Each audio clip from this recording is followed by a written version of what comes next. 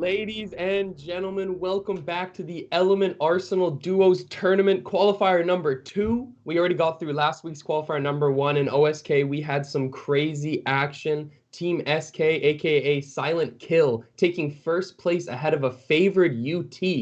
What do you think we're going to see in the second event, aka the one we're going to be watching here today? Man, I'm hoping we see more of the same. UT has always been an organization for the 2 weeks that they've been around. They have some absolutely dominant players. In fact, they have another team coming in for this week as well.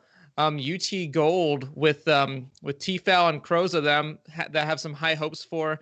But also we have a few other squads. We have Next and Borsalino, which I believe was your favorite. And then we have some more. Let me see if I can pull up my list for you right here. Oh yeah, we got Seraph Blue, we got Biscuit Brandon Murder. We have another one that I want to keep an eye out for is Zynox with Finox and Captain Zyron. I think they really have some potential to get a lot of exiles in this particular qualifier. What's your favorite going into this?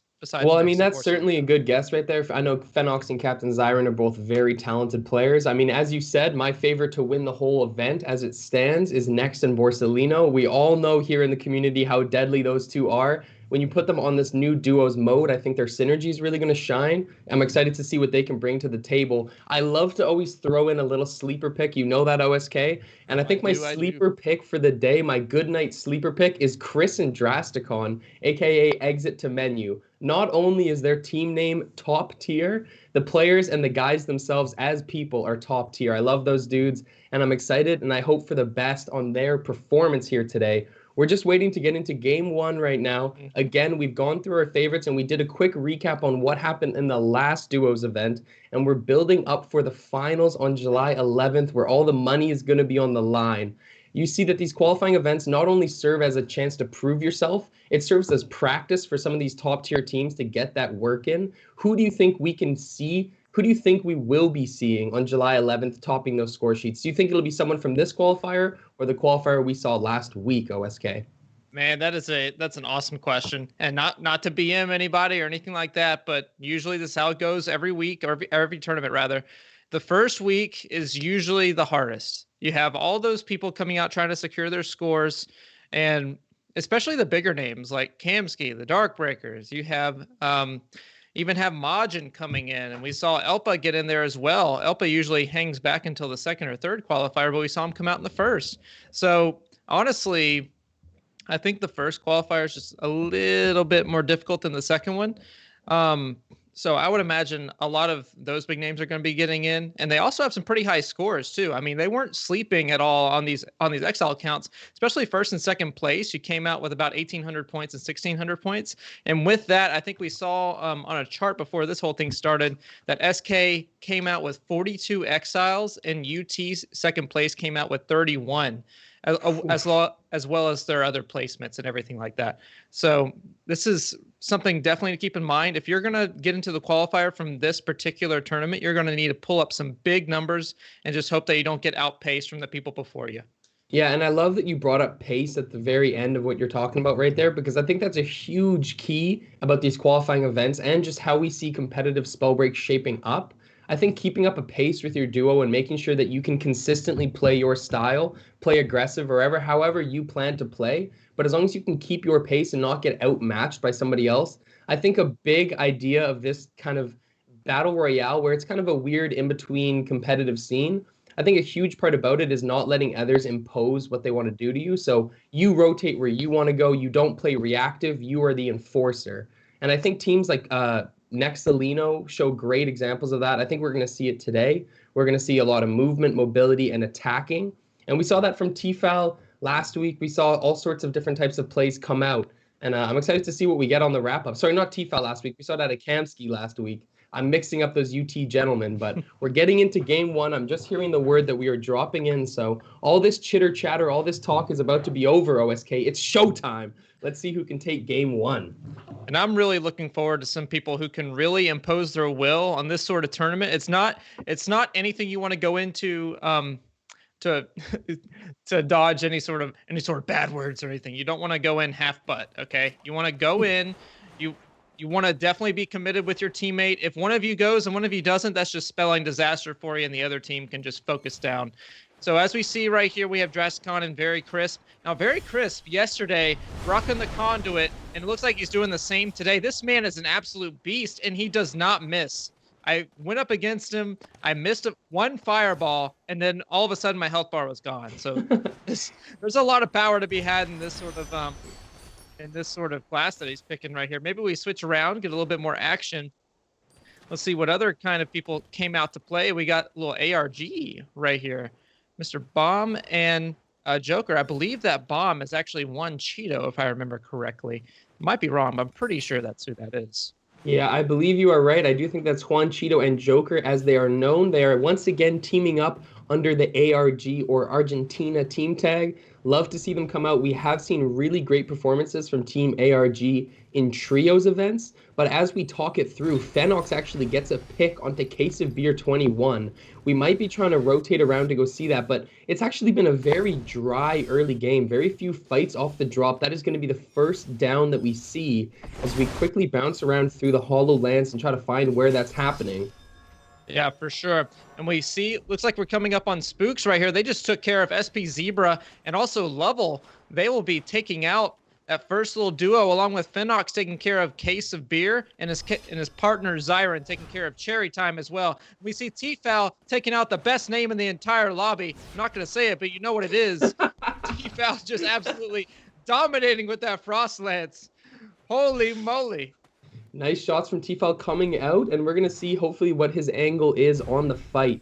We know that third-party situations are probably the biggest risk to the high-tier teams. When you find these situations, of course, you want to capitalize on your scorecard and get as much work as you can, but you always have to be cognizant of the third parties that will come in. Getting third-partied in a scrim lobby or in these competitive lobbies is a lot different than a pub. It is a lot harder to escape a third party from Next and Borsalino compared to just a random pub team. So hopefully these teams, as we see T-Foul is getting the exile, I believe he did get credited with it. So they are going to be able to start their scorecard off right. And we're going to see Spooks as well, getting that kill that you mentioned earlier onto Level C. And we're just seeing a slow start. 26 people still left in the game. Going to be kind of a slow draw. Something I did want to note, though, as we bounce around, we just saw that both Chris's team with Drasticon and T-Foul's team is running the same setup of Pyro Conduit. Those two were the classes that were buffed, but let's quickly get over to the action as ARG Joker is pinned down against the wall, throws out the boulder, but no follow-up. His teammate Bam is actually taking some pot shots across. We see that Know Your Bad is down. The orb is on the ground as ARG Joker lands a huge ground slam, going for the frost shot to end it. He actually misses just barely off the rip. Only going to be one more tick to finish off the kill, and there it is. Bam hits a nice air shot to finish Spooks. That is going to be Team Big Wiggly Boys going down early in Game 1, OSK. Yeah, the Big Wiggly Boys wiggling just a little bit too early for my taste. I thought they would last a whole lot longer, but that just goes to show just how competitive these lobbies are. And ARG Joker running the absolutely synergistic setup right here with Pyro and Stone, looking for the absolute maximum amount of damage. And you see Joker running the Focus Mana, newly buffed on the 80% mana. You still get that extra little bit of damage. And we saw his Stone just a second ago hit for 49. And I don't know if that's a spectator bug. I don't know if that's focus mana, but that is a ton of damage if that's correct. Yeah, that just opens up so many doors to just burst down your opponent with a focus mana Stone Shaper setup. Interesting to see the contrast, Stone Shaper being picked over the Conduit. This is another example of the Conduit Pyro we were talking about. We got Chris with the Flight Rune looking for long engages. I want to quickly get into Chris's talent selection as well because he's running Focused Mana, Scavenger, and Thirsty. This is not a usual build that we see. Maybe it has to do with the duo synergy of Thirsty and Scavenger trying to push through fights. But nonetheless, Chris taking an unorthodox approach as they get in front of a fight here. A little bit of alacrity is going to give away his opponent's position as Chris and Drasticon hide in the trees and wait for their targets to move. Smart move by these gentlemen to not push in too aggressively. You got to remember that there is 24 people still left in the game. Very slow start, and Very Crisp and Drasticon are going to play it slow to match as they move their way up the hill. Yeah, I just wanted to point out with that focus mana setup right here, that is actually just to take full advantage of the lightning damage that you can get. And he picks up a rare too. That's going to be huge. That's absolutely huge damage. We had one maximum damage get knocked off of lightning from the initial 2.2 patch. And now with focus mana, with potential energy, you're going to see increases of up to +5 magic damage. And even with focus mana, that might even be bumped up to +6 or +7. It's an absolutely oppressive style. If you get any sort of line of sight, I can tell you right now that Crisp is very crisp with his aim and does not miss. He can absolutely gun you down very easily. So that is just an oppressive setup. Ooh, perfect angle. It almost sickens me. We get Borsalino into a fight right away. Next is right in front. You see Toxicologist Stone Shaper is the selection that they go for. Next takes a takes a Shadow Step backwards. I apologize, as Borsalino does the same.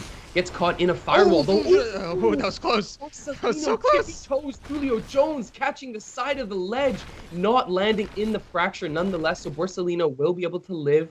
Due to the Stone Shaper changes, he won't be able to get his whole bar off of slams. He has to drink a bit of potions.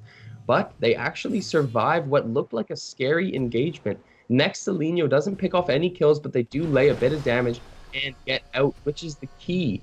So now we're going to see them just prepare for the late game. It's something to note that Borsalino's loot is very, very high tier. It's still early in the game, and he's already managed to secure purple with blue. Next has already got all purples on himself. These two are in position. They don't need more loot to take the final fight. They just need the moment that they just need the moment to strike, as Nasty Preston gets the kill onto Seraph Oaks. And we're going to get over there, and hopefully we can see the end of that fight as well. Yeah, and I just want to point out right here, this is the sort of mid-game section right here where you don't want to get into too many fights. It's good to go ahead and pick up a few third parties, but fights are the exact thing you don't want to get in, because you have a limited number of armor pots going around, and you have a limited number of heals as well. Any sort of fight that you get in is going to be eliminating your resource of that. So you definitely just want to kind of lay low a little bit, make sure that you have enough pots to get into that final circle, and more times than not, you won't. So you want to just kind of play it safe for now.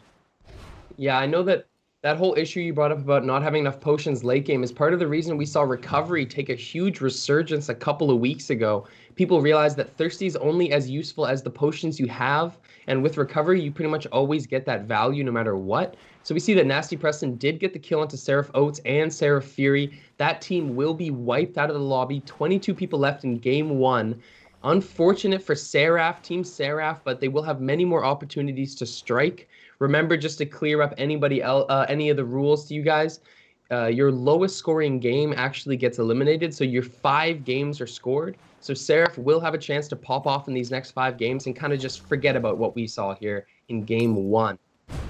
Yeah, and just switching on over to UTT Foul right here, we see him kind of in the middle part of this next zone. I would imagine he's going to find some action here pretty quickly.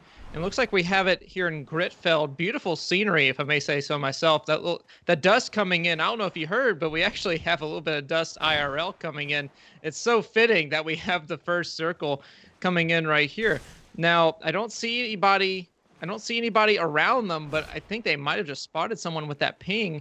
Let's see if they can rotate around to the right, keeping the high ground, of course. Always assuming that your opponent is a Stone Shaper, as I like to say. And they catch him out right here. Just missed the snipe.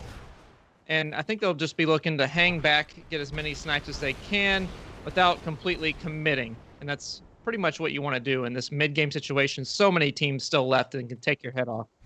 Yeah, it's an interesting setup they got there. You know, that Conduit Pyro, they do have a good amount of range with T-Fel running the Frost in the offhand. Kroza obviously has the Lightning at his disposal to do high damage from a distance.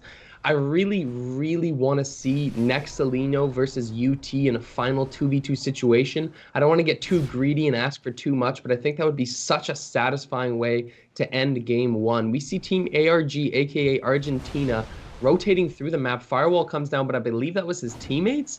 Not exactly sure where that came from, but Karuru doesn't take any damage and he continues to rotate.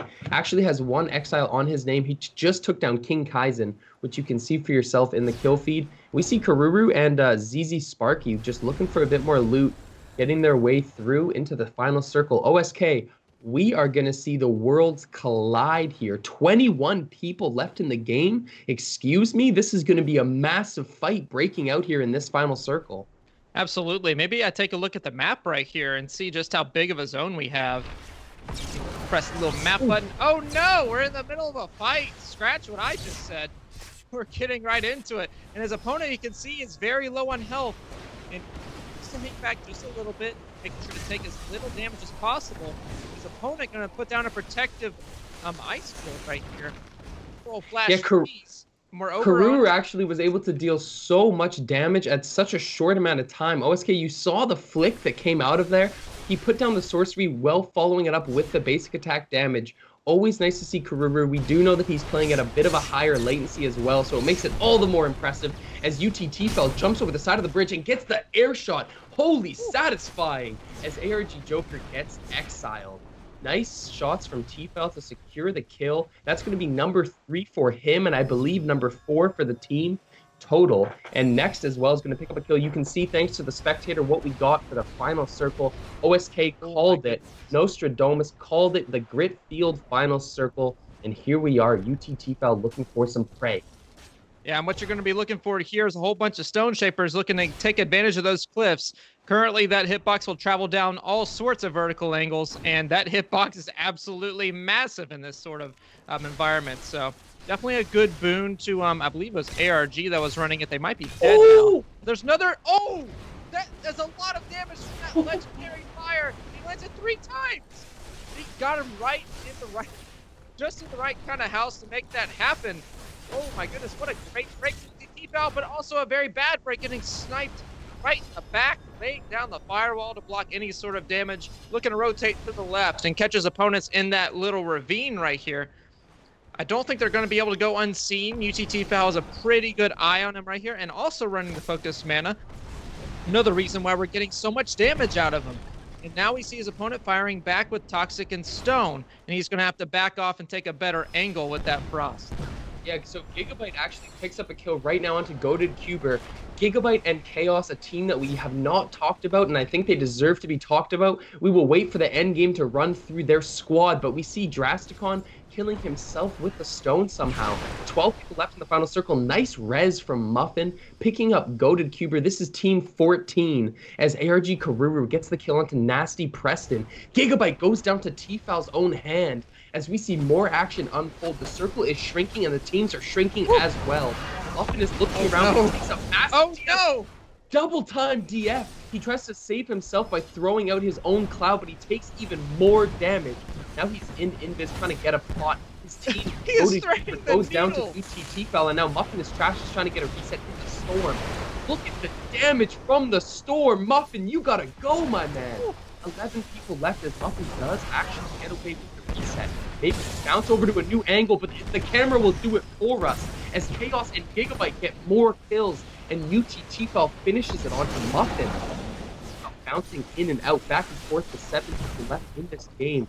His teammate Kroza is still alive, so he has more opportunities to get that synergy as 60 HP left on T-Fel. He's just in a good enough position to block the fireballs. Next finishes the kill onto Captain Zyrin, and Kroza goes down to Kuku. That is a game-changing moment for the result of Game 1 here. You can see the nerves in UTT-Fel as he's posted up on the back of his phone. Wait for his opportunity to strike. I wonder if he's going to go for the res here, OSK, or if he's going to go for the push. I would imagine with the position that his opponent is in, Kroza has eyes on the whole entire thing. He's just going to be looking to call out any sort of position changes right here. And we see another person, maybe a third-party situation. I'm not quite sure who I'm looking at. Everyone is Pink Marla right now. But T-Fel is going to take out Karuru. So T-Fel is still very much alive. No shield. 1v2 situation. This is UTT-Fel in a 1v2 versus Borsellino, and next, let's see. Ooh, 53 off the top. If UTT-Fel can pull this out, this would be a major moment in Spellbreak as he misses the first shot, but he gets good damage. It's not enough. Next, finishes the kill onto UTT-Fel. I have to say that he put in a valiant effort. It's a very, very hard 1v2 situation against players like Next and Borsellino. T-Fel doing his very best, getting more damage for the team, trying to squeeze out an exile, but nonetheless, an amazing Game 1 and a great performance from both Nexalino and UT's gold team. OSK, what did you just expect to see? I mean, what did you see and what do you expect to see going forward? Man, I wish it was a little bit cleaner, but you got what you wished for. You saw UT And we saw UT and Nexalino get into that final sort of circle situation right there. Unfortunately, we had ARG kind of body blocking T-foul right there. So congrats to ARG, by the way, for taking third place. And you can see just the effectiveness of that Nexalino team. They are not going to be ones to fall prey to a 2v1 situation like we might have seen last week. They are absolutely coordinated, and they can definitely hit their shots. So there's absolutely no surprise. 2v1, the one's going to lose in this situation. We saw a lot of great things. I think that ARG is really coming out to play, and we also saw UTT foul. I don't know if he ended up with 6 or 7 exiles just himself, but Croza, I would imagine, is not too far behind with that. And Croza was absolutely tearing up the scrims yesterday. So they have to have a really high number of exiles, and I bet that'll make up for their placement for game 1. Yeah, Croza definitely did have a great game as well. You saw the effort. You did mention the clutch that we saw from Marcus, a.k.a. Apostle, in a 2v1 last week. T-foul getting reminiscent and trying to get it done there, but it's a very hard situation to fight in. He's using the high ground as best that he can. He tried to get it through with the frost to start, but he just didn't have enough active HP to have the durability to face the damage check. And you know that Next is not going to miss once he gets close enough to you. So good effort from T-foul, but we see the first game going to Nexalino. I'm very happy to see that. That was my caster guess. So nice to see another little another W. I'll chalk that one up, write it down on my whiteboard over here, and just forget about it. And we're gonna see. But I think I did want to mention, we talked about it a little bit, but now that we got a little bit more time, let's talk about Gigabyte and Chaos. We've seen them at a lot of different scrimming events. These are two players who are always out here and competitive, and they had a really good game actually in game 1, coming down into the final 12 or 14, getting 3 exiles and then getting wiped, but it was still a great round. What do you think about their teaming up to be in this Arsenal event? I'll tell you what, they have quite a big challenge ahead of them. As we saw, they got about 3 exiles and then were taken out. Now, something I'll want to clarify right here is that we do still have the no aim assist rule in Element, just to take out any sort of doubt that we have. The magnetism is still a little bit too strong. So I don't know if Gigabyte is switching over to mouse and keyboard for this tournament. I didn't quite see it. Or if he is braving, kind of like how Tragedy Killer used to do, and just taking the controller with no aim assist. So I'm not exactly sure what his setup is, but you can definitely see an effect on the gameplay. Maybe not as comfortable as what most of our controller players would like to be. So unfortunate that the ruling still has to stand right there, but hopefully in the future we can see that change. Yeah, for sure. Speaking of seeing some changes, I wonder if some of these players who didn't have as good of a game as they were expecting will maybe change up the way that they switch their classes. We know that Conduit Pyro is going to be the obvious choice due to the strength, damage, and control that those two classes offer. But I want to see more Toxicologists like we saw out of Next. I think that that's an underappreciated class in the duos environment. I think that having a talented player on Toxicologist that you can set out and blow up a target and then move off, you don't have to finish the kill. You can just move in, literally blow up a target, and then peel off with your high mobility. Maybe paired up with a Conduit, you can just GTFO and get your damage, get your score, and get out. But it's still exciting to see. These players know a little bit better than I do. They've spent more hours on the scrim, so we're going to trust them. Speaking of trust, let's trust game 2 to bring the action just like game 1 as we get into it right now. Twitch Level Sty is who we're going to start with, paired up with SB Zebra. This is kind of a team that I was talking about when I said if they're going to maybe switch up their style. They did die very early in game 1, but it looks like they're sticking with the Toxicologist Conduit, which might be the right choice. 30 people left still, no kills yet other than the casters jumping through the fracture. Rest in peace. And we're ready to get it after here, OSK. Yeah, we see Level. Looks like they're going to have Himwood all to themselves. Level is taking a little bit of evasive maneuvers right here. Maybe just making sure that they're alone. You know, this is something that happens in pub games a whole bunch, is that you won't actually see the people drop with you sometimes, and you have to keep an ear out for any sort of people landing near you. So he's just keeping his head on a swivel just in case, knowing that time to kill right now is a little bit lower than what it used to be. So if you get jumped on, there's a very good possibility that you might be going down first. So he will be just keeping his head on a swivel and looting right up. Now, maybe if we can get around to some other action, maybe we hear a little bit of DF going off. We see Gigabyte right here.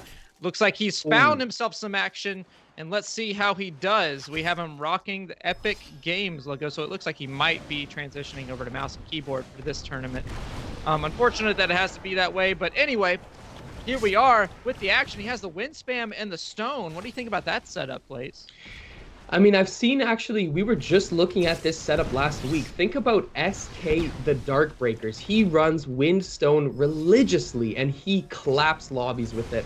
Gigabyte may be looking for a bit of inspiration running that setup. I know Gigabyte is a good player in his own right, as we see an amazing boulder land for 41 damage. Gigabyte is now closing out, trying to finish it. This is the advantage of having wind in your pocket. You can throw out and finish off 10 HP, 15 HP targets with ease. Gigabyte doesn't quite get there now, but he's moving off with the dash rune, sees his opponent, throws the boulder, just barely misses, actually takes a massive amount of damage. No! Oh my goodness, what a way to play from the opponent, taking down such insane target aim. ARG Bam actually will go down though. Chaos RM backs up his teammate Gigabyte and finishes off the chase. Honesty TV also getting a kill into Case of Gear, so we're going to see a little bit of action. Oh! Beautiful! Absolutely beautiful. We saw the absolutely 10 out of 10 rotation right there. It's exactly what you want to do. You want to go in, one person backlining, one person frontlining, and whenever the front line gets low, you rotate.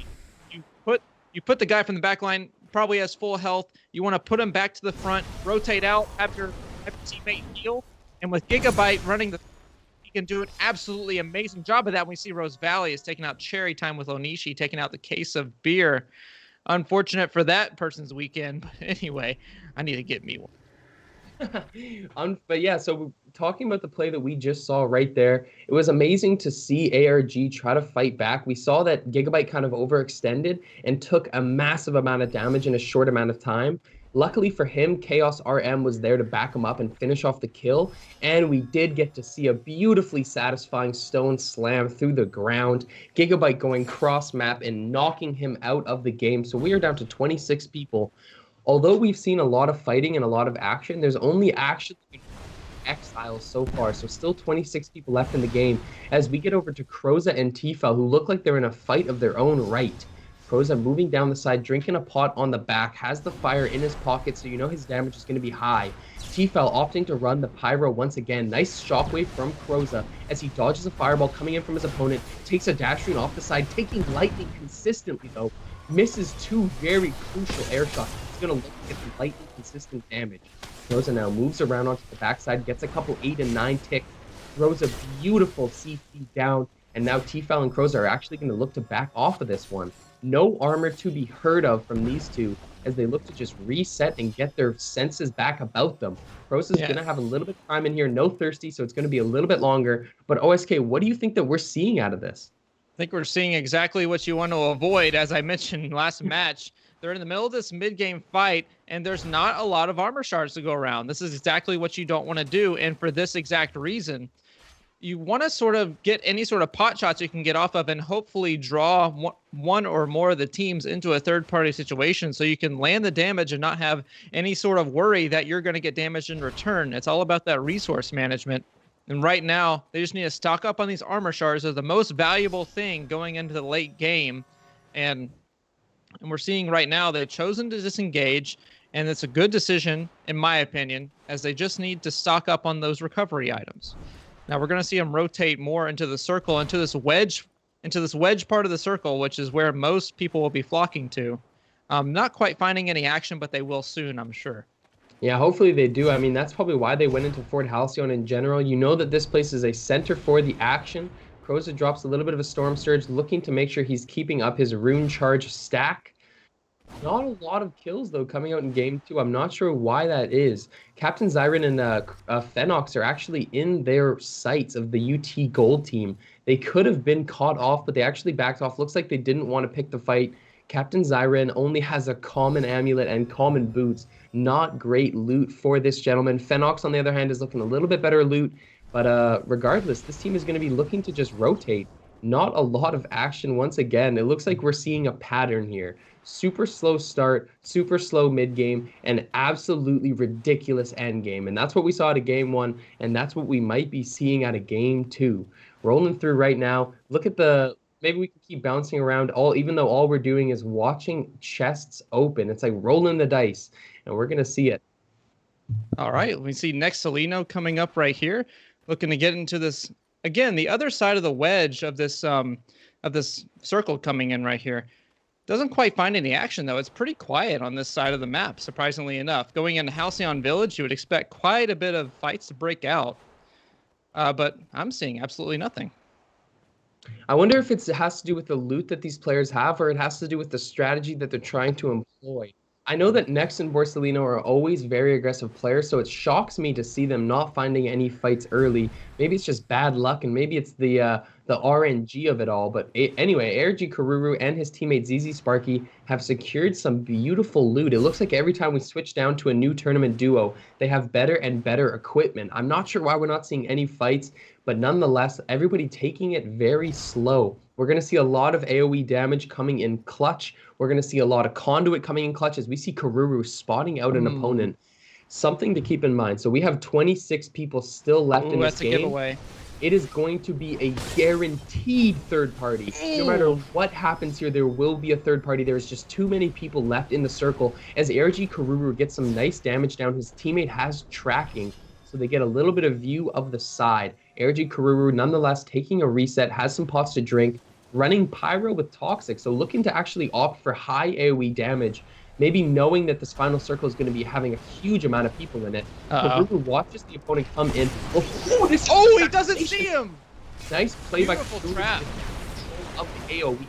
Sliding around the backside, I really do think Karuru could have laid out a little bit more damage there. I'm a bit disappointed to see just a DF with no air shot. I think that can be such a great combo to pull off when you're close up. But nonetheless, he gets some good damage down as UTT Felt gets a kill onto SP Zebra. And we are getting further and further in. The chaos is about to unfold, OSK. I can feel it. Yeah, they can see an opponent to the right here sneaking into that wall. There's no way they didn't see it.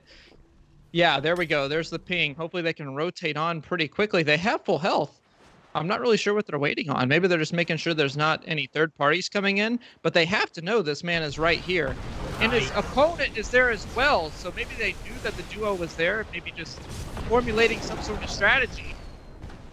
And now we have a third party situation coming in. So we have this man isolated out here. If he can land his shots, absolutely big kill. But Karuru shedding all of his shields and now some of his health. Very dangerous situation indeed. And then the buffed lightning sorcery off the conduit. We saw it strike him at least 3 times, and now it's just enough for that disruption to come in. Sparky will have to go ahead and sacrifice a little bit of time to get his buddy up. Thankfully, that Thirsty coming online will be just enough to go ahead and get all that health back. But that is an absolutely tremendous detriment to all of the resources now. They're gonna go into the second fight with no armor shards and no health pot. Yeah, this may be a theme that you brought up earlier, and we might be seeing it continuously throughout the event. Karuru now, although he did get picked up and ZZ Sparky made a nice play to clutch it up, they have no potions. They have absolutely no backup. They need to win a fight and somehow secure enough to continue on. 22 people still left in this game, and Karuru and ZZ Sparky are going to be thirsty for the marathon that is ahead of them. You see ZZ Sparky taking a fat boulder to the face. Maybe we actually rotate off of Team ARG. I do love these boys, but I want to see more angles as Very Crisp is laying down the damage. Drasticon, his teammates still full HP as Very Crisp looks to get a quick pot off. We know how chaotic this final zone is going to be. 22 people left, but Chris has the legendary Shadow Step with the legendary Tox Gauntlet. His damage will be high and his mobility will be higher as we see him try to make his way through. So it looks like Drasticon and Chris are definitely just taking it slow, walking into this. I think they just peeled out of a fight. They don't want to get too much involved as Seraph Fury takes down Phenox and Kroza goes down to Lanashi. That is going to be a big drop for Team UT. We're going to hope that T-Fel can maybe get the pickup. I think that maybe Kroza's body, not 100% sure, as we don't get that angle in the casters. Rosevalius throwing down the clouds, trying to get a bit more AoE. It is, as Lanashi exiles Kroza. So now T-Fel is going to be in a 1v2, getting into the end game here. And it looks like that's going to be the story of this tournament so far. T-Fel and all these 2v1 situations with no disrupted teammate to give him any sort of direction now. It's all going to be on him. And now we see Rosevalius and Ludishi get into a fight of themselves. Zhao stepping back. just some sort of evasive maneuvers. Now he has those 2 movement options, throws one of them away for the DF. I'm not sure if that was the smartest move going into this other sort of fight right here. He knows that there's people to his left, just waiting for his movement options to recharge. Maybe a little bit of shadow step into an outbreak. Not quite going to land it, but that beautiful lightning sorcery coming in. Just needs one outbreak slap. Ow! There it is. Nice. Chris will go down. That Rose legendary Valius. toxic is his. Very impressive play from Rose Valius right there. That may not seem like much, but to somebody who's watched a lot of competitive Spellbreak, like I know a lot of you in the chat have, you know how hard it can be to track through the chaos. Rose Valius following up his opponent and landing the crucial kill shot to get the exile. We see him turning off now, throwing down a little bit of toxin onto the ground, looking for the flip. 22 damage comes out as the opponent teammate pulls the fight as well. Rose Valius jumping through the back, throwing out a nice feather shot, but doesn't quite get it off here. 13 people left in the game, so this lobby got cut in half in a matter of... Oh my goodness! I don't know if you just saw that, but UTT Foul just took out 2 teams by himself in the kill feed. I need to get over to that camera angle right now. He is popping off with just one, the only person on his team. He has 6 exiles. He's already taken out 2 teams by himself. This is insane. Look at him go. God. Full health as Still well. full HP. He hasn't been touched as he keeps twinkling around the battlefield, taking a quick fire shot. 36 damage, but the return is going to be heavy. 11 people left in this game, 6 exiles on T-Foul himself. He's looking to try to finish off this guy as well as he backs over the side, has 1 armor pot to go, takes a beautiful dash over the side as well. Gets a Firefly sliding up the side, looks for an air shot, doesn't land it. And the AoE from Pyro does so much work in these tight circle situations. King Kaizen is going to exile both Know You're Bad and Spooks as T-Foul gets the delayed exile into Rose Valius. He's still going. But next, say goodnight to your round as he finishes it off. That is going to be his first kill of the game. Next is in such a great spot. This is breaking 5. Cross shot from an angle, looking to make the most of his valley position. AERG ZZ Sparky gets a kill onto King Kaizen, but next says give it to me. Still 6 people left in this game, so you know ARG has their teammate up. Next is going to bounce to the side, looks for the boom outbreak. Oh, beautiful. Next is just eating out here as he continues to flick off. It's just going to be one more exile to end the game. This man is a surgeon. The amount of mechanical ability that you see out of Next when he makes plays like that. We saw that at T-Foul as well. We saw him try to hit a clutch in the 1v2, picking up a 4 bomb at the very end in a row. 6 exiles total, but 4 in a streak at the end in the 1v2. Nonetheless, Next is going to secure it, OSK, and we're getting into Game 3 very soon here. Insane game. Oh my goodness, man. We were talking about early on in that game that they didn't find very much action, but they found all of it in that last little circle and come out with the first plays. Very nicely done by them. Nice snipes from Next as well. Really just good plays all around. And to carry off of that, we also saw UTT Foul take advantage of an unfortunate situation. Kroza going down just a little bit earlier than we would have liked, but he ends up picking, I think, 6 exiles again, maybe even 7. I forget. It's about the same as his last match. So he is carrying this team right now. I hate to say it, but T-Foul is showing up today, and Nexalino doing just the same. Yeah, no, to be honest with you right there, that is a very hard carry. T-Foul pushing the boundaries in the 1v2 right there. You know, that to go down with Kroza at the time that he did, it would have been detrimental to how they're trying to play this game out. They would have probably had to give up that game that is a throwaway if you lose right there. Instead, T-Foul manages to keep the score high, bury a couple other teams, and put themselves in a striking position at number 1. I cannot wait to see how the scores line up after we see halftime and we get a little bit better break and a better idea of what's going on. But we're going to try to get into Game 3 as soon as possible and see the end result. Nonetheless, it's been a crazy start to this event, just like it was crazy in event number 1.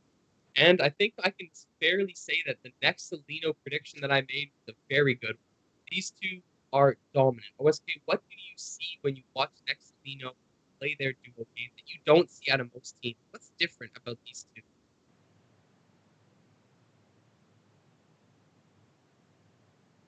All right, and here we are going to get into this next little game here pretty soon. My apologies. I'm having some technical difficulties on my end here. Give me just one moment. Some very loud background audio going into our ears right now as we try to cast through the storm. I'll just talk over it as we get out through to it. Danger Pony making a great point. Outbreak last There we circle OP. Outbreak is such a strong ability to break out into the final circle. You can blow up a target. Next, actually, just taking advantage of the Frost offhand more so than the Outbreak, but we always see Outbreak as a feature in these final circles.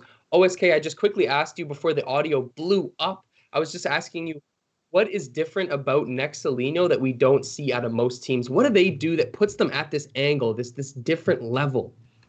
Man, I can tell you Next is some of the cleanest mechanics that I've ever seen out of any player. I think that's a big part of it. And also it's just a lot of this game is really just awareness. So you have to keep in your mind just the position of all the players, and you also have to keep in mind how much did I damage this man? Is he going to want to take a quick health potion? Is he going to want to back off and not try to damage me while I dive in for this free exile? It's all that sort of stuff, along with keeping in high ground and all the sort of classes that you can see out here. We even saw Next in that last little fight go down for an outbreak to finish someone off while there was a stone shaper in the lobby, and you know that shockwave can travel down that sort of terrain. So it's very good awareness to land a snipe, and then while that person is recovering, dive in for the exile and then quickly get right back out. It's a lot of awareness, and Next and Borsellino just have that in spades, along with, again, their absolutely amazing mechanics.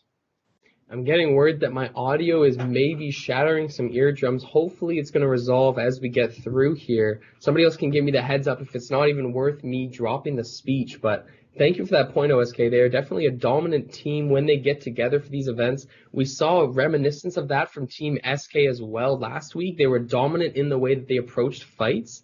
Novan says they are different because they have Next. That is a good point as well. Don't give no credit to Borsellino. He is an amazing player, and they definitely play well together. It seems like my audio maybe has sorted out, so I'm glad to see that we can get on to Game 3 and get back on track. So we know that Nexalino are probably most likely definitely in first right now. But what are we going to see as it shakes up in 3, 4, 5, and 6? Those are the spots that can really make a difference. Well, let's see. If I remember correctly, I'm trying to figure out which region we're on for right now, because that's going to be a big part of this entire thing. I know Next and Borsellino are both from EU, and if we're on an A right now, that's just so impressive. But I'm not sure if we are or not. I think at one point we switched it up, but I'm not 100% sure which server we're on. If you could maybe fill me in. I do believe this is NA. I will double check, but I do believe the first 3 games are NA and the second 3 are EU. So if that is the case, then that means that Nexalino are taking games off the top. I'm getting note from Paraloot that the audio is fine. God bless, and we are going to get into game 3. We are dropping into the Hollow Lands and throwing through the Fracture. All right, now audio issues aside, here we go, diving right into this beautiful blue sky that we call the Fracture. Let's go ahead and see what sort of action we can find early on. Looks like Joker's not going to find much of it here. He is not in a very good looting situation. Maybe he and Bomb actually got taken over on their spot. This is the kind of drop that you would get whenever you're trying to avoid a fight. But now we have Very Crisp.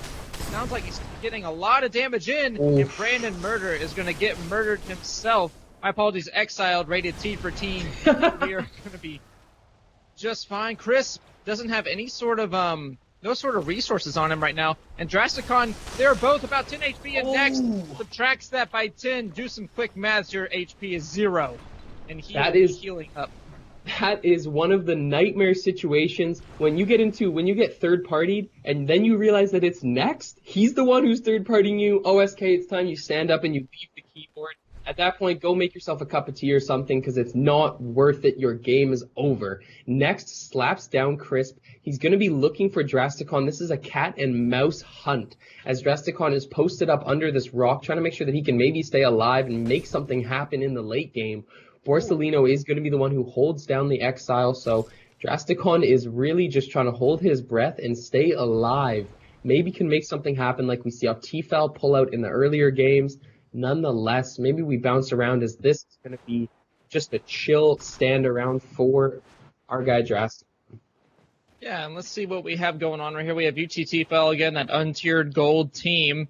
Not quite finding any sort of fights right here, but I think they're actually pretty close. Yep, here we go. Going right in. Crows are going to take out Drasticon, and they're also going to run into Nexalino here pretty soon. I can see it now. Let's see. Can they see their opponents? Doesn't look like they quite catch an eye of them just yet.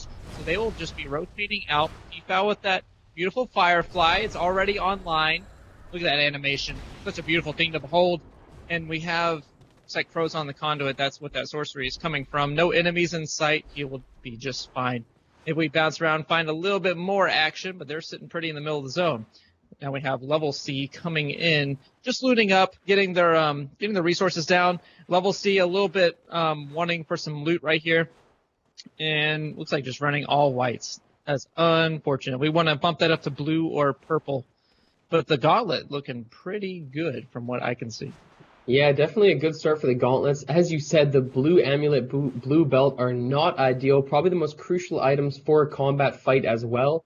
Know You're Bad gets a drop onto Lanishi TTV as we see Spooks is actually in a fight as well. Loading screen is going to stop us from seeing the bottom, but he actually gets a kill onto Rose Valius as well as Know You're Bad killing Lanishi. That is a squad wipe.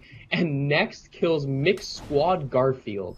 Very, very solid game. Shout out to Mixed Squad Garfield for coming through in an accidental drop. Cherry Time and Case of Beer. Case of Beer actually does have one kill early on Captain Zyron. I'm not sure if the Exile finished, but I do know the Disrupt landed. We see Cherry Time has no armor, only 20 valuable, and I'm getting word that they did Exile. So now it looks like they're just hunting down the final remaining player in the duo. Cherry Time has to be careful here, though. Remember that he only has 100 active HP, so he could get blown up if he goes way too far forward or just overextends his position. Looks like he's going to be looking for high ground, throwing that one way deep.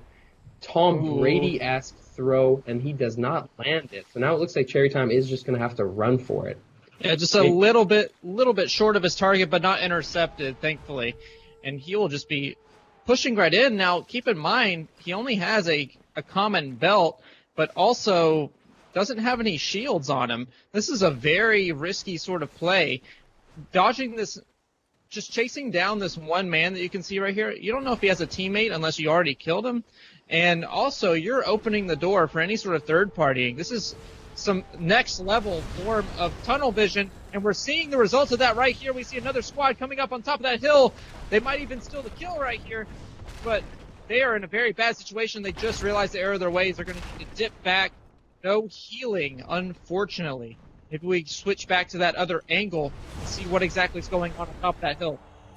It's so unfortunate too, man, because Cherry Time had such a great angle, but it's just the disadvantage of not having enough active HP and not having the confidence to go push that. If Cherry Time had a blue belt with full armor, full health, I have no doubt that he would push that and have an opportunity to really blow the fight up. But because of his vulnerable HP, he has to just stick in the back and throw fireballs from a distance, which results in a very suboptimal score sheet. Croza getting a kill, T-Foul finishing the kill on Phenox as him and Croza put some work down. Next, getting that kill, like we said, onto Mixed Squad. And we see this one kind of finishing off here. I know that UT is desperate to get an actual win. They have been getting second place in both games, and I know that they currently have first place on the scorecards. But I think getting a placement number 1 on NA is going to be crucial. Yeah, for sure. We see Croza following the very crisp school of thought right here, running the focus mana with that conduit setup. So lots of extra damage going to be coming in. Absolutely deadly, changing conduit from the sort of runic fluency class to now just the absolute burst down. So hopefully that worked out well for him. Unfortunately finds himself in the lower ground situation. Can't quite get over that angle to land any damage. We see another squad coming in. Ladies and gentlemen, once again, we're in a third party situation. And they're just going to rotate out. In my opinion, it's a pretty smart move. Want to manage those resources. Yeah, I agree. I think that's the way to go. Unfortunately, the person we were watching earlier, Cherry Time, gets exiled by Team Nexalino. It's always going to happen. Those two are bloodhounds. King Kaizen and Nasty Preston getting a double kill as well as next finishes we're swooping more. in. Pace of Beer 21 goes down to Next, as it looks like Croza is going to pick the fight with Borsellino and Next. This is their chance to get it off 1K.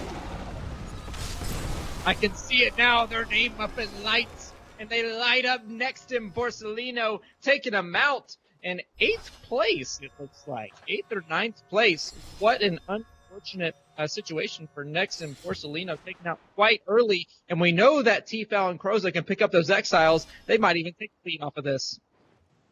Yeah, I think it was such a cool moment as well, because I think we almost, like, without hearing it, we could see the moment that they realized they could push onto Next and Borsellino. We saw both Croza and UTT burn every single available resource to get over onto that side and burst them down.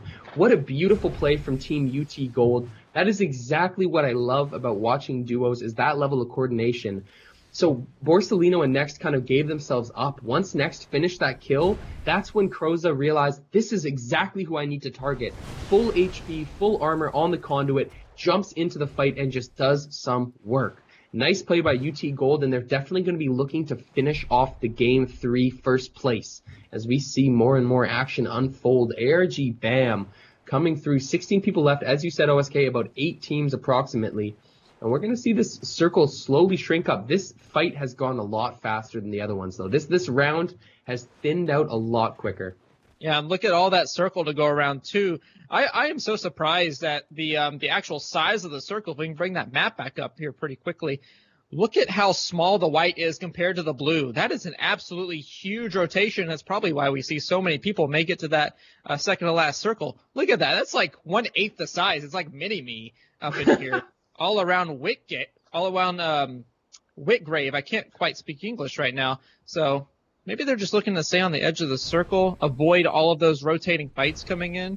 And if they can make it over to that wedge part, that's the ideal portion. We see Chaos and Gigabyte already make it there. They want to get that early high ground that you can get. Gigabyte and Chaos, I know Chaos at least has a Frost Gauntlet. If they can get up to that tower, they see it there, and I think they just saw a person up there too. We're about to see a fight break out.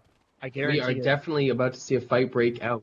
Chaos RM is pushing up on his own, trying to start the fight here. Oh no, I'm getting word from SB Zebra that his computer froze mid-fight. Oh. That is so unfortunate, but nonetheless, we're going to see Chaos RM and Gigabyte look to fight. Gigabyte takes a little bit of damage off the side. Chaos RM works his way back up. Nice dodge to get out of the way of both of those boulders, avoiding a full 80 damage combination. Chaos RM beautiful with a stuff. nice 50 snipe. Beautiful shot. This man is impressing me more and more as he takes the shot at a flying target, just barely missing. Chaos RM, though, landing a shot like that is exactly how you establish your dominance for position. He made a move to take high ground, but to actually enforce your will, you have to land damage. Chaos RM showing that exactly as he hits a beautiful snipe to push them off. Croza and, oh, sorry, again, because it's so shocking to see that kill from T-Foul and Croza onto Next and Borsellino. Oh my god. Oh my god. That hollow is right, man. This is so sneaky of a strategy right here. How? How did they not notice them quite yet? They are lucky that there's not a team. We have reached peak competitive, ladies and gentlemen. Here it is. You're watching it. This is what peak Spellbreak looks like. Basement hiding. Seraph Fury and Seraph Oates posted up in the attic, chilling with a little bit of mana, a little bit of stuff to go. They got all their resources, but they don't want to fight. I don't know if they have the footsteps turned on. Sitrep Pro from Modern Warfare 2. Maybe they can hear footsteps coming down. But Pro gets the kill onto ARG BAM. So we're going to leave Team Seraph to chill in their basement as we see UT continue their struggle to get first. ARG BAM goes down to the UT T-Foul holding down the F key. Croza was the one to disrupt, but now we see the apex of this fight. 15 people left. T-Foul looking to push, has a little bit of potions to drink, doesn't want to use too many resources, as we talked about earlier. And now it looks like Croza and T-Foul are about to find Seraph in the basement. Let's see if they can discover their, let's see if their investigative work can get it done here, as Chaos RM picks the fight with T-Foul, gets a nice shot.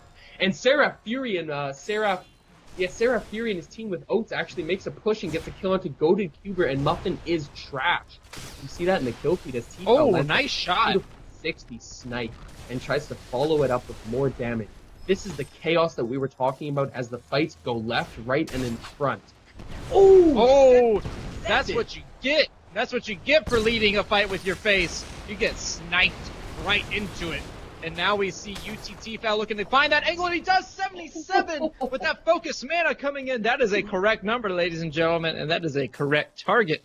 UT Foul going to take him out, saying, come on, bring your partner out. Bring him out. I'm going to hold you hostage until you do, and he is not going anywhere.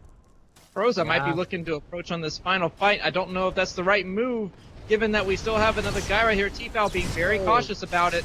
This is a completely different team. Oh my goodness! Oh! What is this damage? T-Foul just pumped out more damage than I do in 4 games! Woo! Gigabyte goes down! I can't control myself as UT T-Foul is making another me feel one! some type of way as he hits another frost shot off the top, and Croza will finish it onto Oates. Oh my goodness, we are watching one of the greatest performances I have seen out here. T-Foul's damage score is absurd as he puts down more and more work. Shout out to Croza for picking it up in game as well, having a great showing. There's 11 people left in the game and T-Foul cannot miss. I'm going to need confirmation that he does not have a script up after this game because he cannot miss. 36 damage put down, airshot landing after airshot, and the damage continues. 9 people left in this game, and something tells me that T-Foul's about to eat all of them. Yep, he's about to eat all of them right now. Contrary to our belief, I thought this was Arsenal Duos qualifier number 2, but this is actually T-Foul Montage Lobby. He is going right in. He just needs a little bit of Ignite on that shield. He has no health left, that person he just hit. Another snipe! He's not missing! What is happening right now? Now, no Runic Fluency, so he doesn't have any sort of move. He hits that too! What? He has the luck, he has the aim, he has the skill, and he has the awareness. Absolutely destroying these lobbies. And there's another one! Look at his name in the kill feed. He does not stop. There are 2. What am I watching? This is not legal in the state of California. T-Foul continues to drop people off. 6 people left in the game as the air shots just don't stop. T-Foul is just looking to cement his name as he puts down more and more fireballs. Left and right, 25 damage plus AoE coming down. And T-Foul and Croza continue to eat this lobby. We are focusing on T-Foul, but the credit goes to Croza as well. This team is just working as a unit, running around the circle and murdering people. Oh! And right, the DM comes to know you're bad, eats a fireball for it. T-Foul is, oh my goodness. I'm done.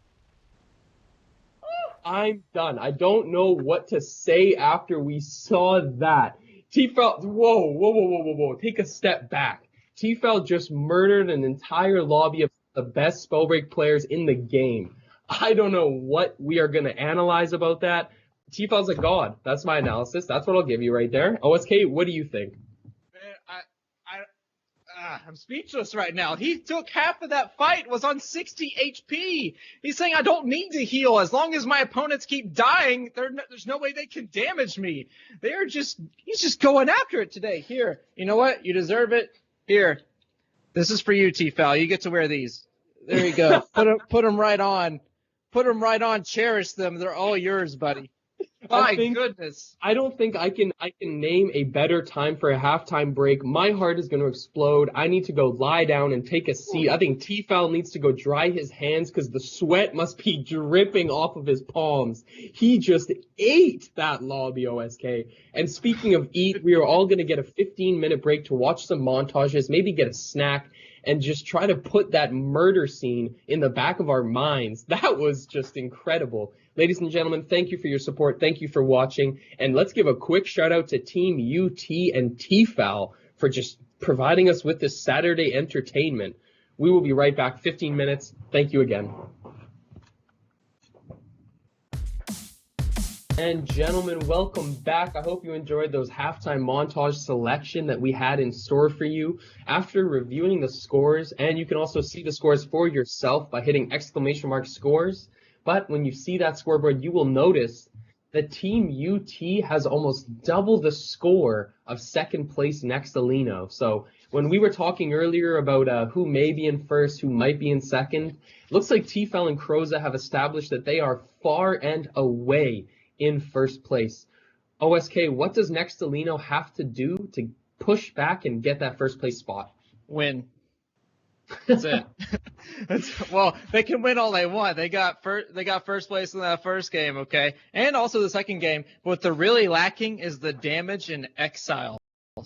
Right. That is what Tfal and Crows have just brought to the table, particularly Tfal, because this man, I'm looking at the stats right now, 25 exiles in 3 games. Oof. Now, to go ahead and put this in perspective, I'm pretty sure, yes, we were on NA for the first 3 games. A little bit of a switch. We were on NA for the first 3 games. This next trio of games is going to be in Nexalino's home territory. So they're going to have better ping. They're going to have better opportunity to sort of bring this back, and they're absolutely going to need it because Tfal and Croza are just going on a tear.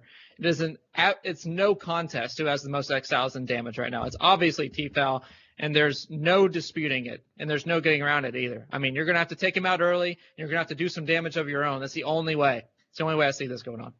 Yeah, I agree, OSK. And I think, honestly, at this point, I almost feel like they're untouchable. I think UT has gotten themselves so far ahead. If they can just continuously get even a mediocre scorecard, they will place first. Remember that your worst game, your worst lowest scoring game gets eliminated. Only 5 games are counted towards your final score. So even if you do ambush UT, even if you kill them literally on drop, they still have another chance to continue their reign of dominance. I'm excited to see what we get out of Game 4. Remember that we play 6 games total, so there's going to be 3 more games to play.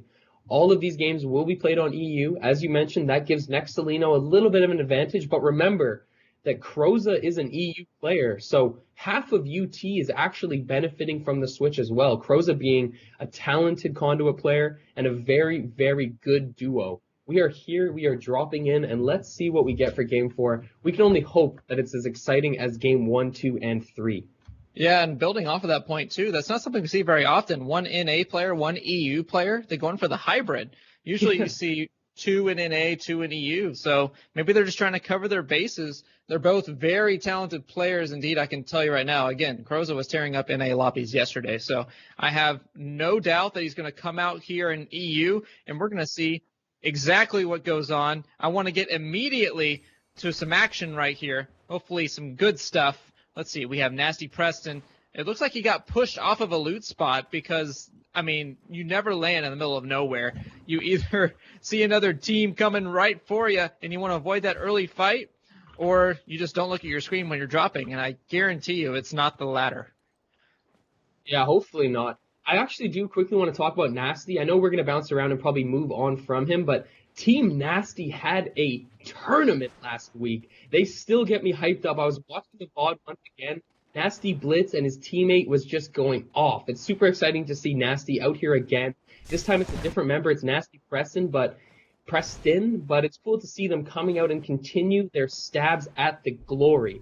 Fenox and Captain Zyron have not had a great start, to be honest with you. I expected a little bit more, but this is maybe what we were looking for. Zyron getting a double exile onto Twitch Love List and SP Zebra. And Rose Bailey is also getting a kill on Brandon. So this is getting off to a hot start.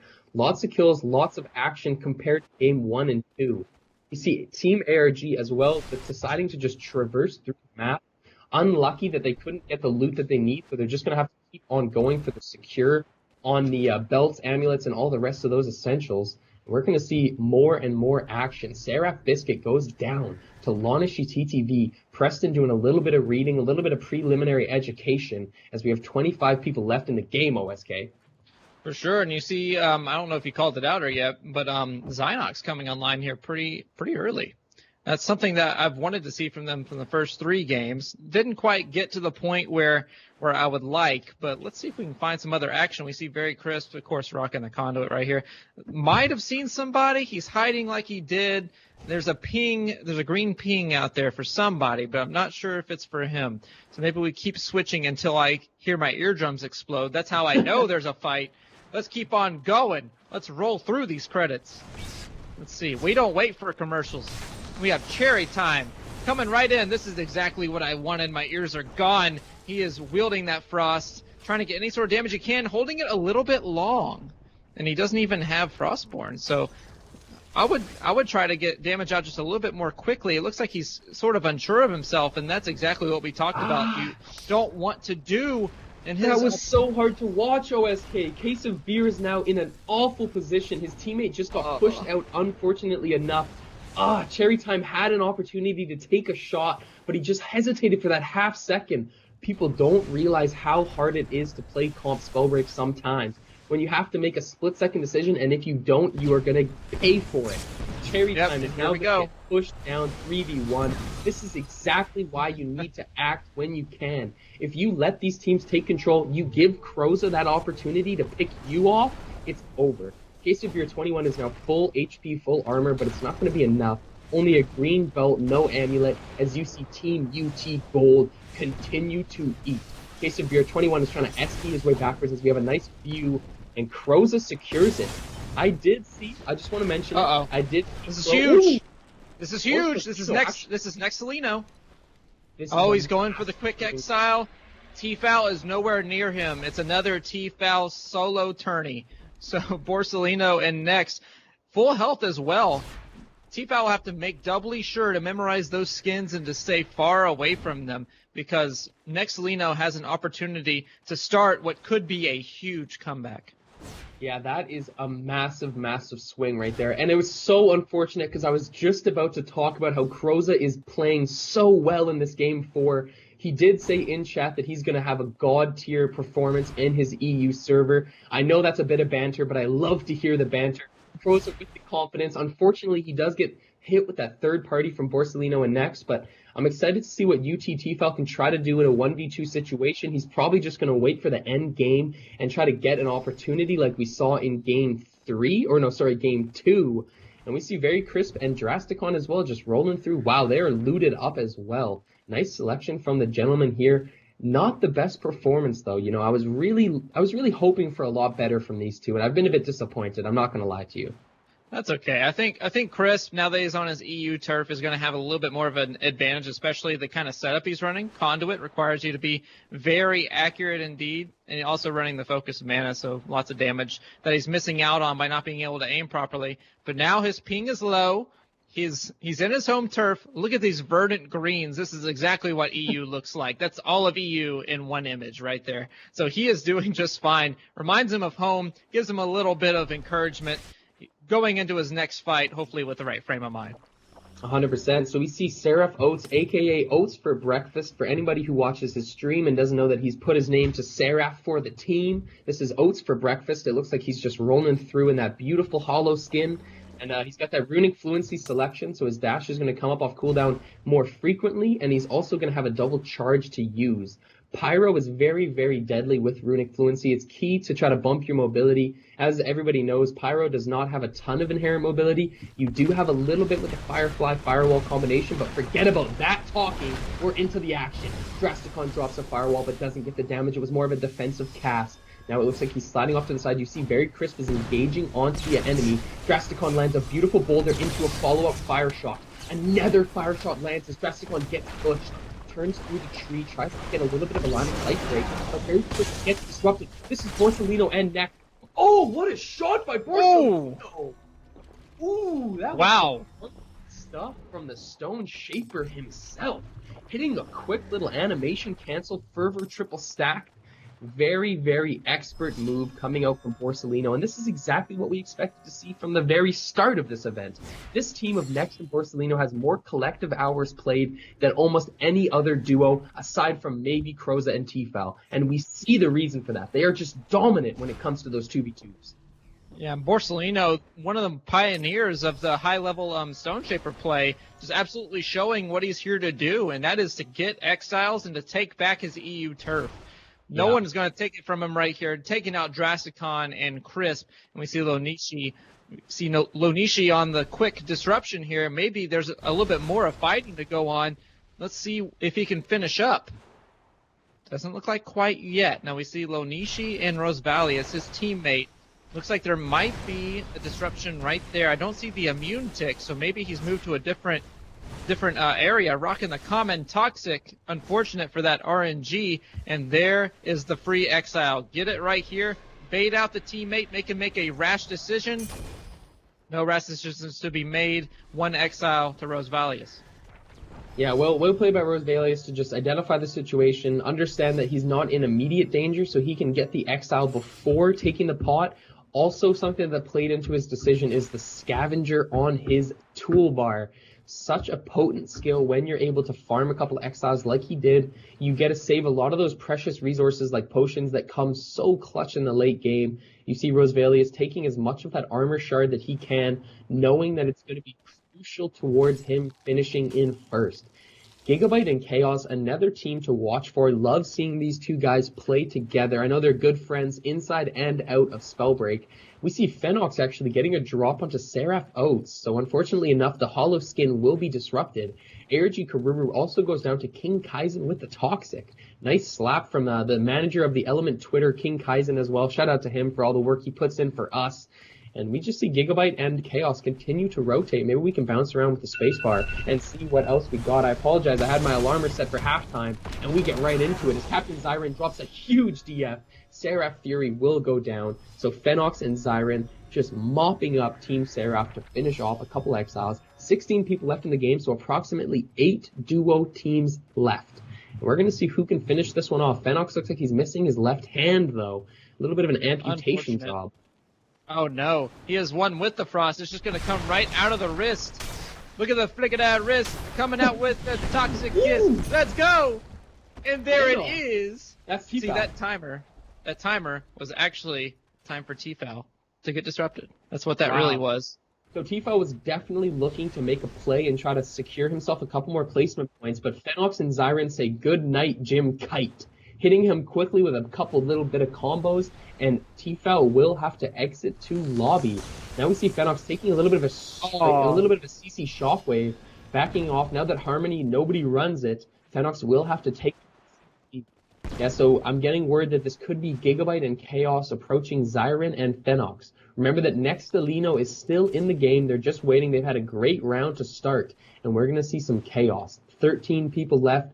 Fenox and Zyren rolling through. Maybe we hit the spacebar once and see what else is popping around the circle. King Kaizen, for example, with Nasty Preston, side of the little castle here. This is a really great spot to be in. You're in an awesome position. You have high ground access. You have open area. You have escape routes. This is one of my favorite spots to take for a final situation. King Kaizen and Nasty Preston making the right move. I don't expect them to leave this area, so maybe we bounce off as you're clear that they're going to just take AoE control.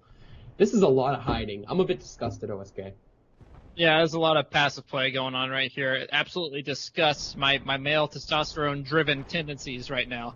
I'm a little grossed out. I want to punch my desk, but it's so cheap I might put a hole in it. So, we have found the action. They have proved me wrong. Commentator's curse coming out right here, and misses the shot.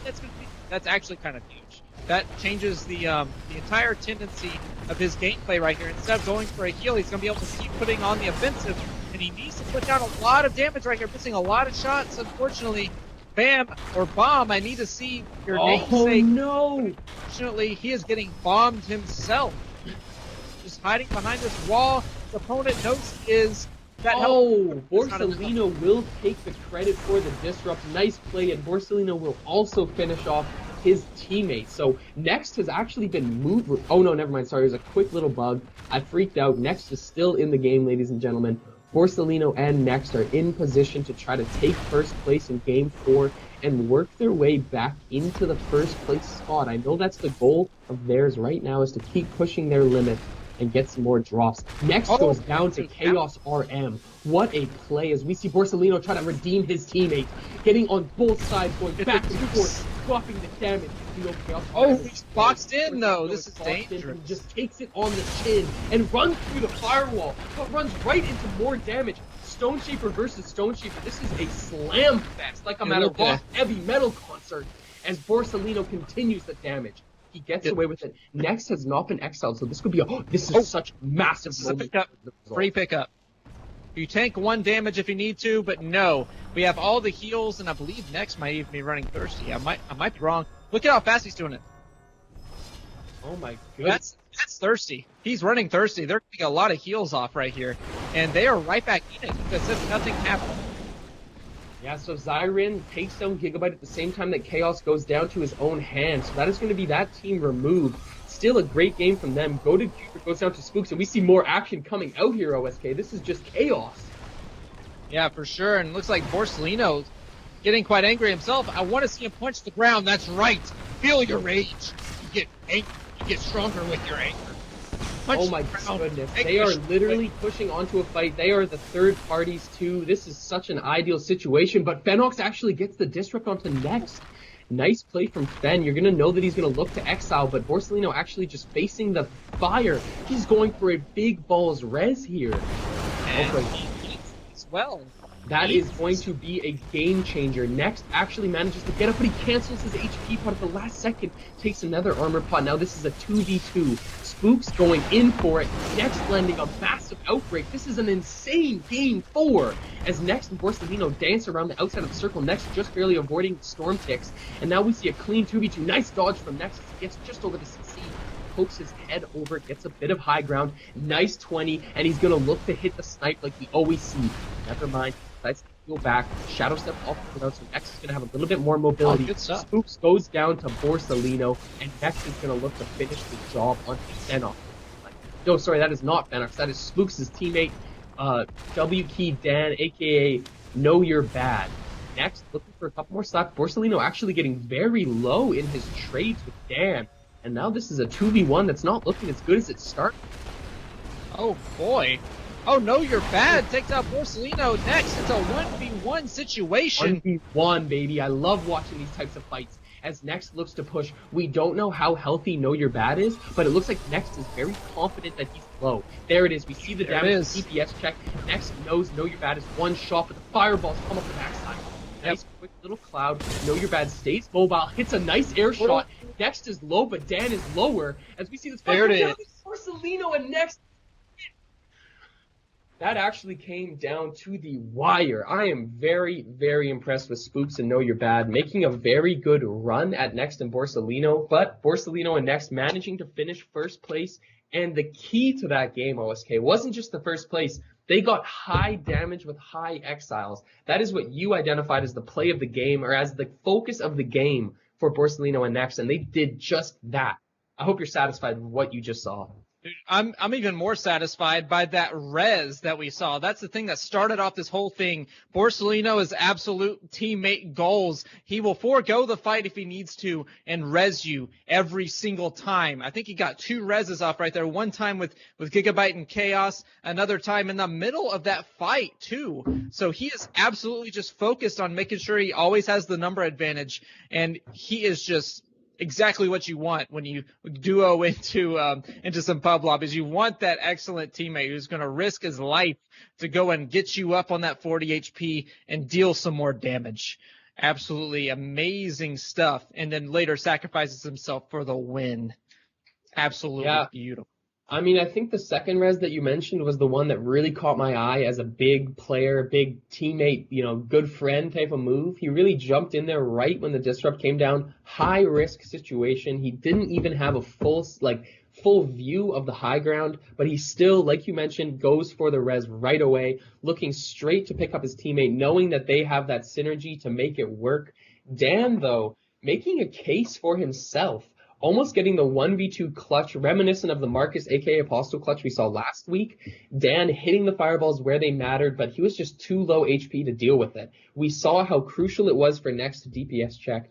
Once Next knows that you're low, he is a shark in water. And he went and he finished off game 4. That's big for the boys, though. And hopefully if they can get another turnout like that in game 5, and if they can get an early kill onto Croza and Tfal, then that could be a real game changer.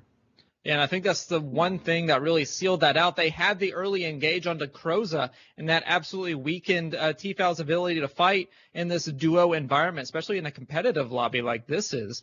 So he goes up against another competitive team, kind of missteps, and gets exiled really early on before he can do too much more damage. So that was an absolute crucial play early on, and they need to keep that up, like you said, if they're going to have any chance of taking the first place.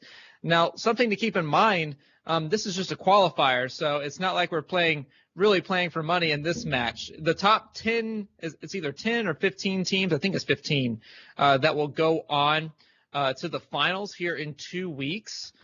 First of all, make sure you tune into that. But second, I mean, I think they're realizing that, hey, maybe we won't win this event next to Lino, but they can at least get a for sure qualifier and then play for money when it really matters.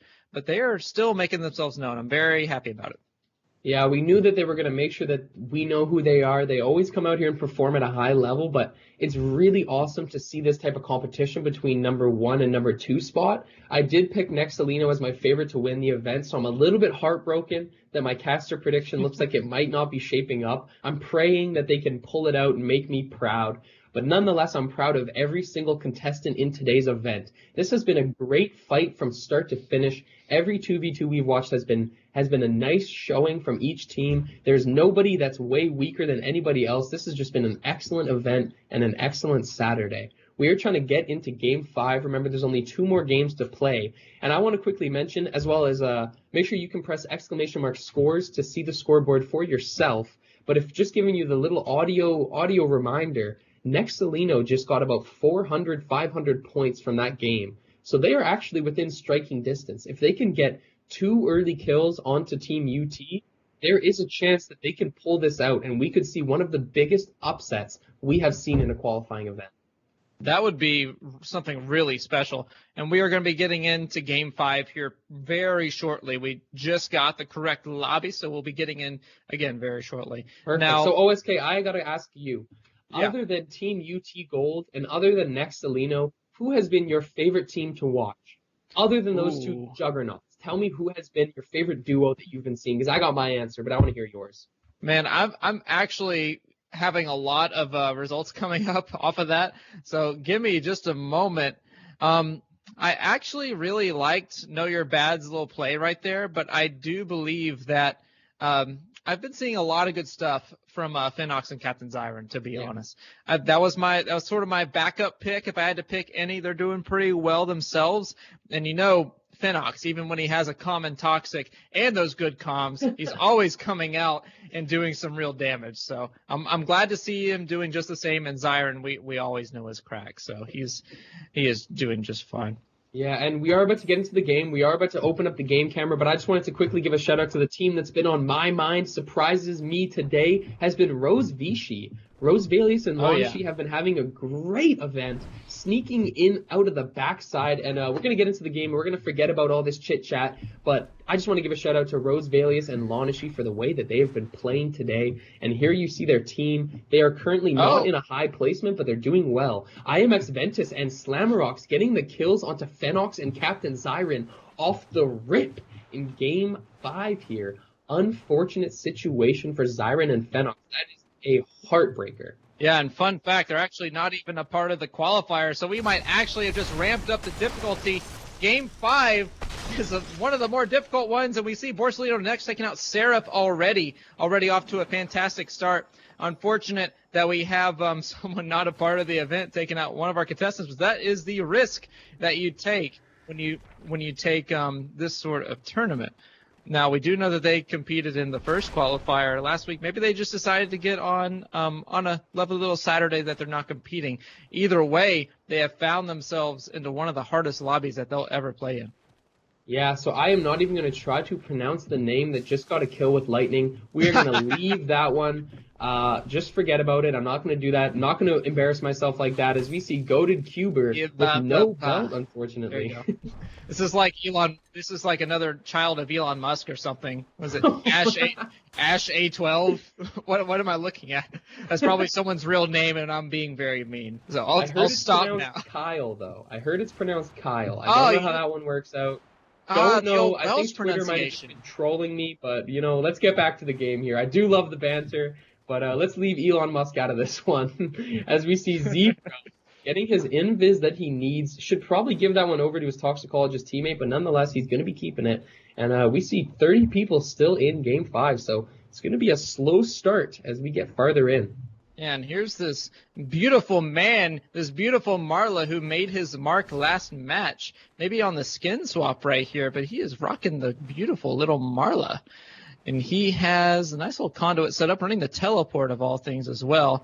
Toxic offhand, thinking about switching to the Epic Fire, really having to think about it, really doing his ritualistic. Oh, he has a Legendary Tox. Oh, that's a tough choice. Everybody in the chat, I want to know, do you prefer the Epic Fire or the Legendary Tox? Leave it in the comments down below. Like, subscribe, super chat, whatever you do. Chaos actually downs Gigabyte, so he takes down his teammate with a little bit of friendly fire. That is so unfortunate to see. We see that another fight is happening right in front of us. Cherry Time and Kasevere 21 look like they're getting into an engagement. Kasevere turns the corner, throws down both of his sorceries, but doesn't land either of the damage. That is so crucial as he looks to follow it up. Nice quick flick. I hope you guys appreciate my rhymes as Lanashi TTV gets a smoke onto Cherry Time. And now it's going to be Kasevere 2v1ing as he takes multiple shots to the back, and Lanashi TTV, quick and precise, gets the quick double kill, double exile, wipe on the squad. 27 people left in the game, and it's really awesome to see Rose Valius and Lanashi continue to play so well. Yeah, I think this is what you in Canada would call a yopper sort of situation right there. Just absolutely taking advantage of the misplay and just absolutely nailing his shots. Looks like we have another contestant trying to land a yopper of his own, but he just cannot get around this firewall. Lanishi is free to go ahead and just get those common lightning little mosquito bites off on his opponent. Looks like he's looking to contest the Mana Vault. He's kind of in a bad situation to do it, though. Plenty of cover, but lots of flat ground as well. If that gentleman is a Stone Shaper, he's in some really bad shape. Now, I don't know if... Oh, that's close. I'm not sure if they're going to be able to really approach right here. This is kind of a weird sort of situation. You want the high ground, but you also want the cover. And they are just sort of in a stalemate right now, unfortunately. I mean, I think that they do have the confidence due to the fact that they're both full HP, full armor. There's no reason to not take pot shots, get a bit of extra damage. That is such a crucial part of these events, is racking up the scorecards. But look at the way that Lanashi, TTV, and his teammate are using line of sight to their advantage. This is some really, really great examples of how you can use your terrain to just benefit you. He's using just the side to poke out. ARG ZZ Sparky does get a kill onto Zeph Ren, and he finishes off that name, the forsaken name that I will never try to pronounce, and they get the double kill. But Lanashi TTV and Rose Valius continue to rain down a couple fireballs cross map. I think they've overdone it, OSK. I think they need to get out of this area and fast. This is no longer an ideal situation. You're on the back side. You can see that the circle is shrinking. Rose Valius and Lanashi, it is time to go. Oh, let's go over to next right here. He's taking out Ex Ventus, the invaders of our beautiful little qualifier. Let's see if him and Borsellino can... Oh. Okay, that's a Mana Vault. That's not a man. We're fine. He sees the exiled person going over this little ridge right here. Slammerox is his partner, and I don't think they really know where he went. He might be getting off scot-free because there is no exile coming from Next and Borsellino. So they will just have to reset, unfortunately. Oh, actually, he's right here. He is right here. There is the exile, and we are good. Nice little drop right there. So it looks like they did just get a quick disrupt, and taking their time, they do finish the exile. So IMX Ventus does go down. Next, rocking the classic build. This is, I don't know how many times I have seen Next with the Toxicologist and Frost in the pocket. This man has practically invented this game style, even though I know that's not true. I know it's been around, but Next has been somebody to master it. Syncade, another player that comes to mind when I think about this build, and those two are known for it. Next, showing off the damage potential, the mobility potential. This is just a really strong build overall. What do you think about him taking Runic Fluency, though, OSK? Do you think that that's the move?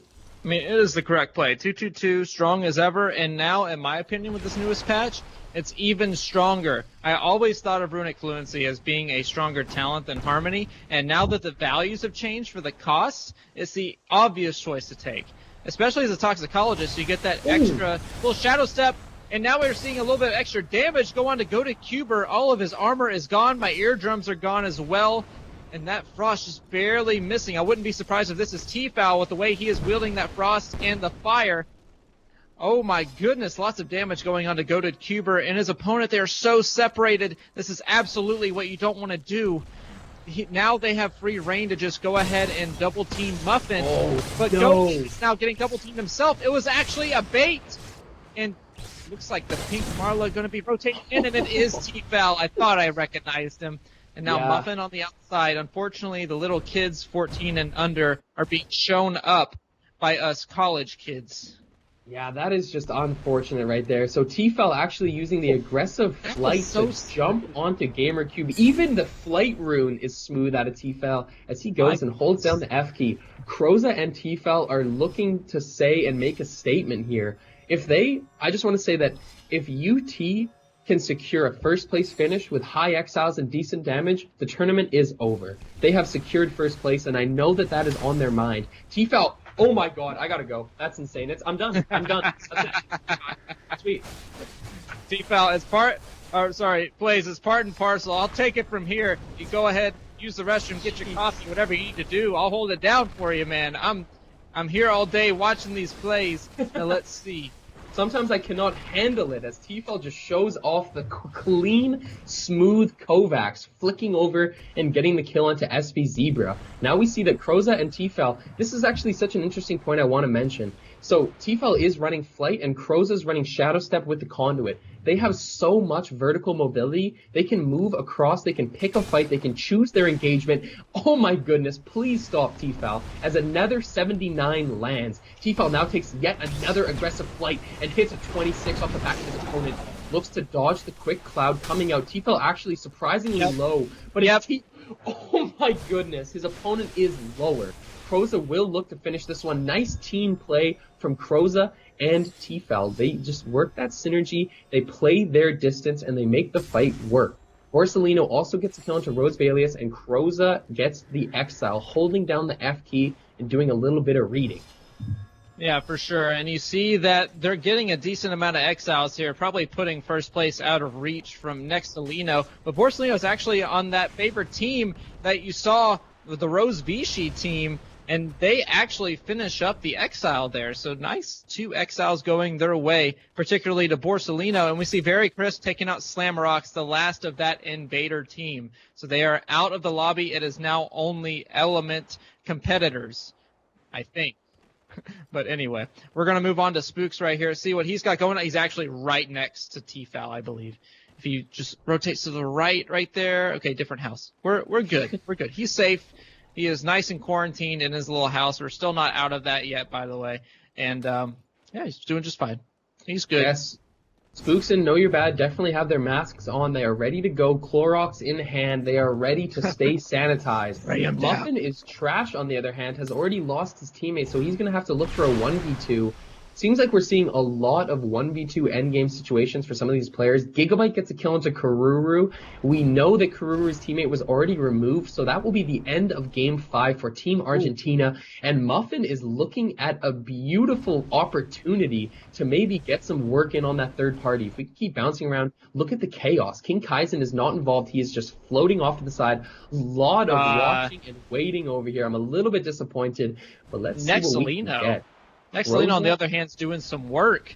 Let's get over to his squad. He just finished off. Now, this is a very inopportune situation. I believe T-Fel and Croza are right next to them. If they play this a little bit badly, then they can absolutely get demolished right here. Absolutely not what they want to do. And we see the cloud coming in. The firewall. Could this be who I think it is? I don't think so, but they're going to just hide behind this wall. They're okay. Technically outside of the next zone, but they have plenty of time to get over there. Yeah, they do have time to rotate. Remember, 13 people still left in this game, so there is a lot of pressure to make something happen here.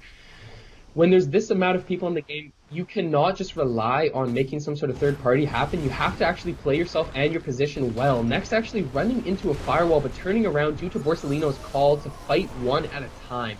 Both of them sliding back, Next just throwing down Toxic, trying to make something happen. Sees his opponent, but he's too busy drinking a potion to throw out damage. Shadow Step comes off cooldown. It is double stacked thanks to that opportunity. And now Next looks to capitalize. Just barely waiting for that cooldown. Now it's up off double. Oh, it's good. My goodness, just hits it off the rip. Looks to maybe finish him off. Oh, beautiful stuff. Bleeded. And Next is showing off the damage that is possible with that build. We're off to Toxic Ball. Has so much potential for first. And now look at Next continue to jumping through, finding another opponent, just more and more damage. He is an animal as he looks around the side. Muffin is trash, goes down to Chaos RM, so we know that Chaos is in that building. Little 12 plus right, comes down. Next takes a huge frost shot to the face, and now he has to move. No armor to speak of, and just has to get drinking. Thirsty will help him out and will help him get his regen back. This is a very intense. Yeah, for sure. And we see Nexus, the absolute raid boss that he is, not the big health pull, but the absolute movement on this man. Unfortunately, gets about half of his health deleted right there. Fights all around him. Is he going to be able to get off all these heals? Or will that Stone Shaper go ahead and just damage him down?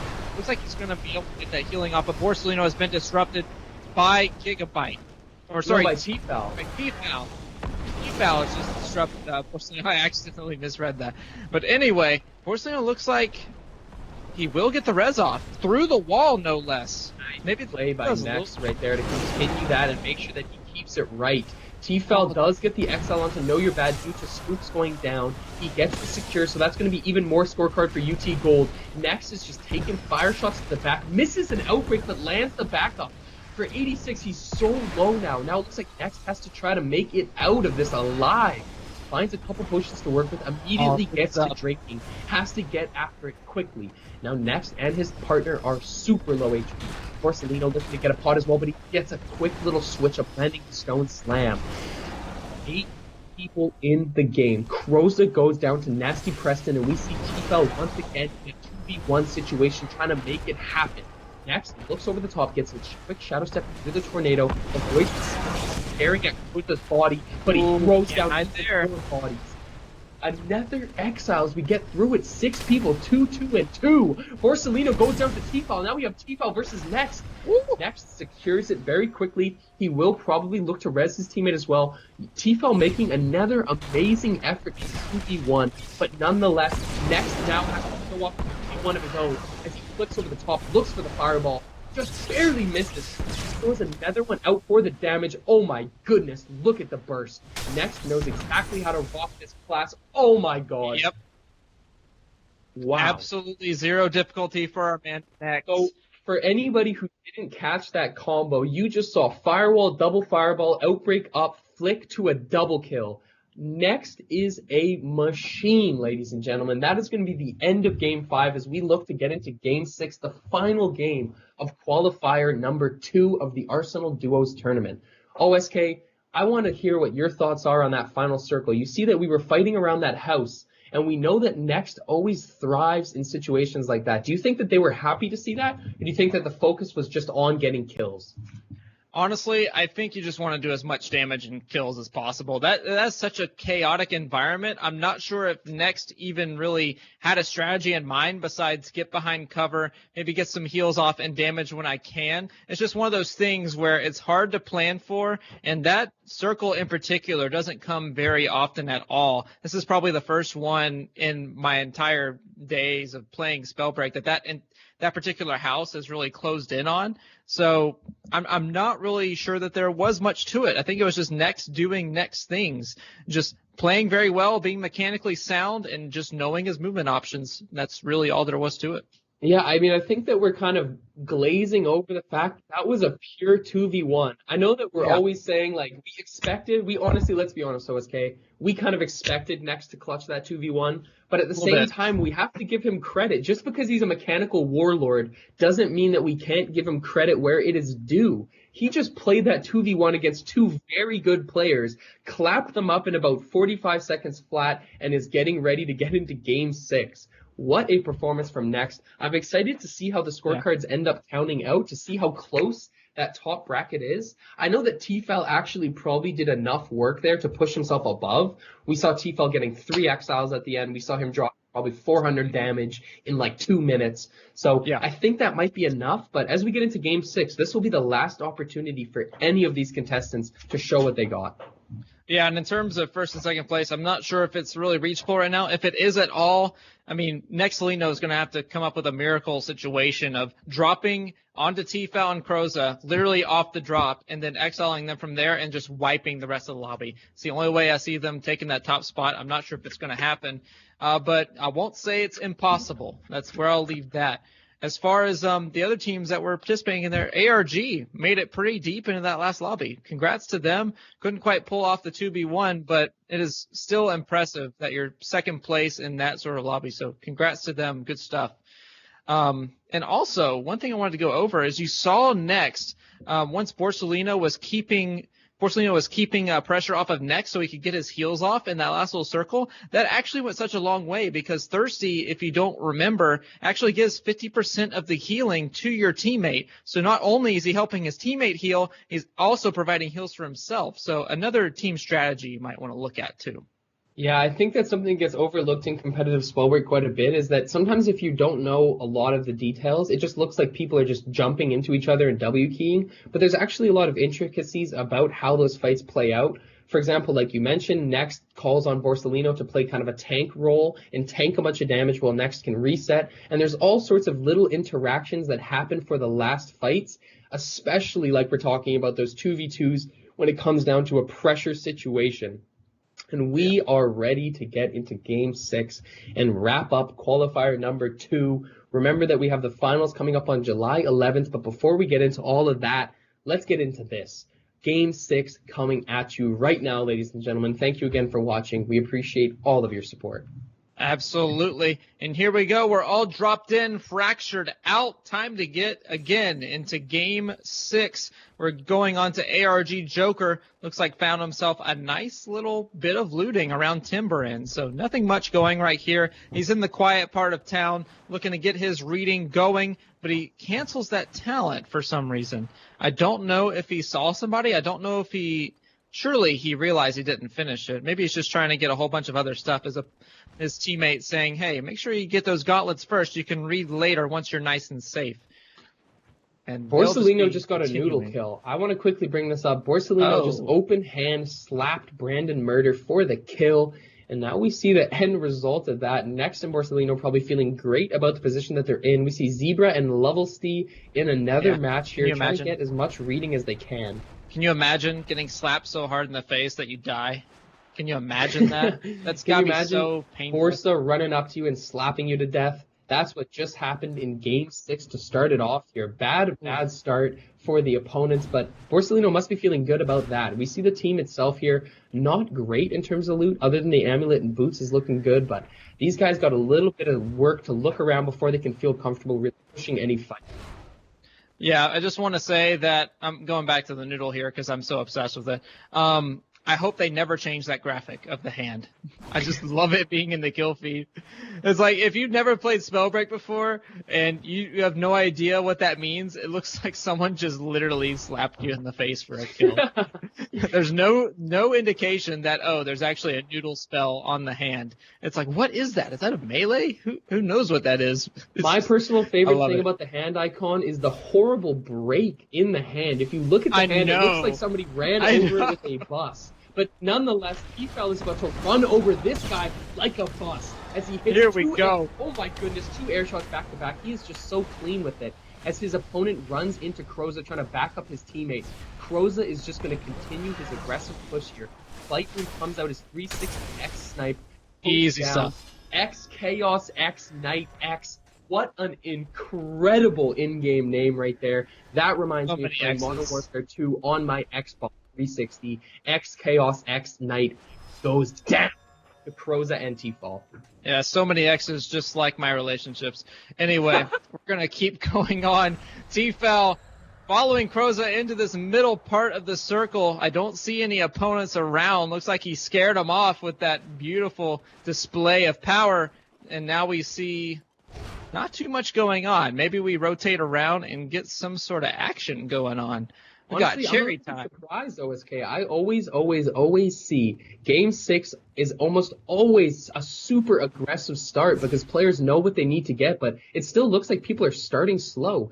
Gigabyte gets a kill on to Know You're Bad, so that's actually a very big moment for them. Very crisp, and all of them are still going to be looting up and looking around, but we're going to try to get over to that fight as soon as possible. But quickly, we're going to stop and look at Monashis. He's putting in a bit of work. Throws down the DF, hits a nice flick off the Toxic 2. Monashi and his teammate Rose Bailey the DF tornado. They actually worked together to hit that. So Rose Valius threw down the tornado, and then Lanashi ignited it with the Toxic on it already. That's such a beautiful example of how duos can be played with synergy. Using the combination to drop a 75 damage DF NATO onto your opponent, that's big news. Gigabyte is in a 1v2, it looks like, as his teammate Chaos RM is in orb already. Gigabyte does have a little bit of a tracking on that opponent, not where that's coming from. Apparently this is Spooks versus Gigabyte for the 1v1. Gigabyte throwing a couple fire shots, but none of them are going to land. This is the smart move, though, is just look to res. Look to res, but Spooks wants blood. Boulder comes down. This is a really clean 1v1 as Gigabyte goes for that Wolf's Blood. Unfortunately, he doesn't have a movement rune, and Spooks the does. Ignite. So Spooks pushes in hard with the W key. Both of those fire shots miss, and this looks like the end of Gigabyte's log. There it is. Spooks is the one to end the game right there. Chaos and Gigabyte and Gigabyte will go down there. I do want to give a very big shout out to those two gentlemen for coming out and playing with us today on the Element server. Thank you, Chaos and Gigabyte. GG's all around. We continue to move on. Cherry Time is now our view of subject as he lands a beautiful air shot, follows it up with another one, but it's only the Ignite ticking. Cherry Time now looking to hit a pot shot with ice. Case of Beer, his teammate, pushing aggressively into the fight. Cherry Time strike onto Very Crisp, and Drasticon will follow as well. Nice set of exiles from these two as we get down to 24 people left in the game. Yeah, and I think this gentleman finally found his confidence. He lets the Frost go, and you see what happens when he's finally confident. He absolutely destroys Very Crisp along with his teammate Case of Beer. Oh my goodness, he sounds like a good friend to have as your teammate. Good old Case of Beer. For sure, he's relaxed as a Case of Beer as Croza and T-Foul still full health, rotating around the side. They are actually on the edge of the circle, so they're going to have to make a pretty big movement to rotate in. Still 24 people left. Maybe if the spectator, there we go. Even before I call it, that is synergy, ladies and gentlemen. This is the map you're looking at here, as you see that the final circle will most likely be wrapping around Ruby Grove or Stone Tooth Valley. We can't be certain yet, but one of those two will probably be the locations of our final fight, as we see Croza and T-Fall sneak up around the back. 11 damage, 8 damage, ticks all over. Croza showing off the power of Conduit when your aim is on point. Even more poke going to come out of Croza as he looks to just rack up the damage. Throwing out the zaps, couple 10s, 12s here and there. As we see Croza move up. T-Fel is on his back, so they do have good coordination as they push into this fight. But these opponents want nothing to do with it, OSK. Yeah, definitely not. You don't want any part of UT, T-Fel, and Croza coming in, barging into your door, going into your house, taking all of your money and belongings because it belongs to them. And now, looks like they'll just be flying away, maybe trying to wrap around into that next zone. The zone's actually closing in pretty slowly, so I think they're pretty safe for that. Not wanting to get any HP ticks. You know how crucial that 1 HP can be.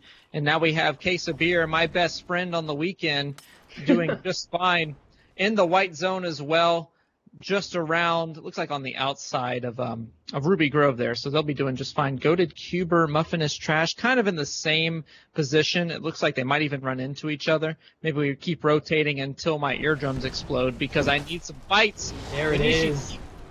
Oh, there it is. My ears are no more, and all I can see is a bunch of damage coming into Case of Beer. Unfortunate for my friend. Yeah, nice play by Rose Valius, though. I think that may have gone unnoticed, but Rose Valius actually did a beautiful combo off the top onto Case of Beer there to get an efficient exile. So shout out to him as he makes a play. Lanishi TTV is now going to try to make a play of his own as he flies over the side, has dash off cooldown with the double stack. You see it being burned there, but Lanishi still focusing on his central goal of finishing this kill. Turns around and hits a really clean toxic flick for 47 as he just barely avoids a fireball and looks to send some of his own. The toxic comes out 15 damage, you see the ticks, and Rose Valius is helping him out to finish this kill. Lanishi looks around the side now, sees a little bit of action and movement, throws it down as he assumes his opponent may have gone storm diving. Next, on the other hand, does take down King Kaizen. Maybe we can bounce over and see what they're up to because this is going to be a big moment for them. Can Next and Borsellino get a big enough breakaway to take Game 6? And that's going to be a good question because not only do they have to get a good number of exiles here, they also have to outcompete, and I mean heavily outcompete Croza and T-Foul. So this is a big challenge for them in Game 6. I'm not sure if they can do it, but that's why I love these sorts of games. Oh my goodness, Preston. Yes, he gets away. Shout out to Nasty Preston, dipping, dodging, and ducking out of the way of that lightning. We know how much of a lightning attraction it is to be a flying target, but it looks like Preston is not out of the woods yet. Light will come off cooldown. Don't touch the ground, Preston. Nice, he gets away, so it looks like he will be able to actually have a chance to flip this game on its head if he can get away with this. His teammate King Kaizen is dead, but Nasty Preston does have the skill and ability to maybe make a play. We see Know You're Bad out here as well with a dead teammate, so this is kind of a trend, it seems like, in Game 6. Spoofs is going to have to make it happen off the backside of a 2v1. Yeah, it looks like I'm watching some sort of scene from Forrest Gump over here, how he carries off Bubba from all the Vietnam warfare going on. All these people with the solo teams just trying to carry their teammate to a better score. And we see next in Borsellino go in, looking to get someone out of the zone right here. Not quite finding. There he is. Just found his opponent. We see someone shielding up on the mountain above. And now we have a duo right here. No Borsellino in sight. Actually, there he is, just on the other side. There's quite a bit of action. Gets the disrupt out to next. Nice little burst coming out from Muffin, a.k.a. Muffin is trash, but it looks like Borsellino does have his invis, so they're going to get the res. Oh! Muffin actually sees it now. And as we talk about the other, oh my goodness, the other games we talk about Borsellino always going for the res right away. Muffin was on point, and he followed that play down to the end, getting the exile on Borsellino and as we see their tournament is over. So now we have 15 people left. UT, Tfal, and Croza still in the game, still have an opportunity to get yet another dominant placement.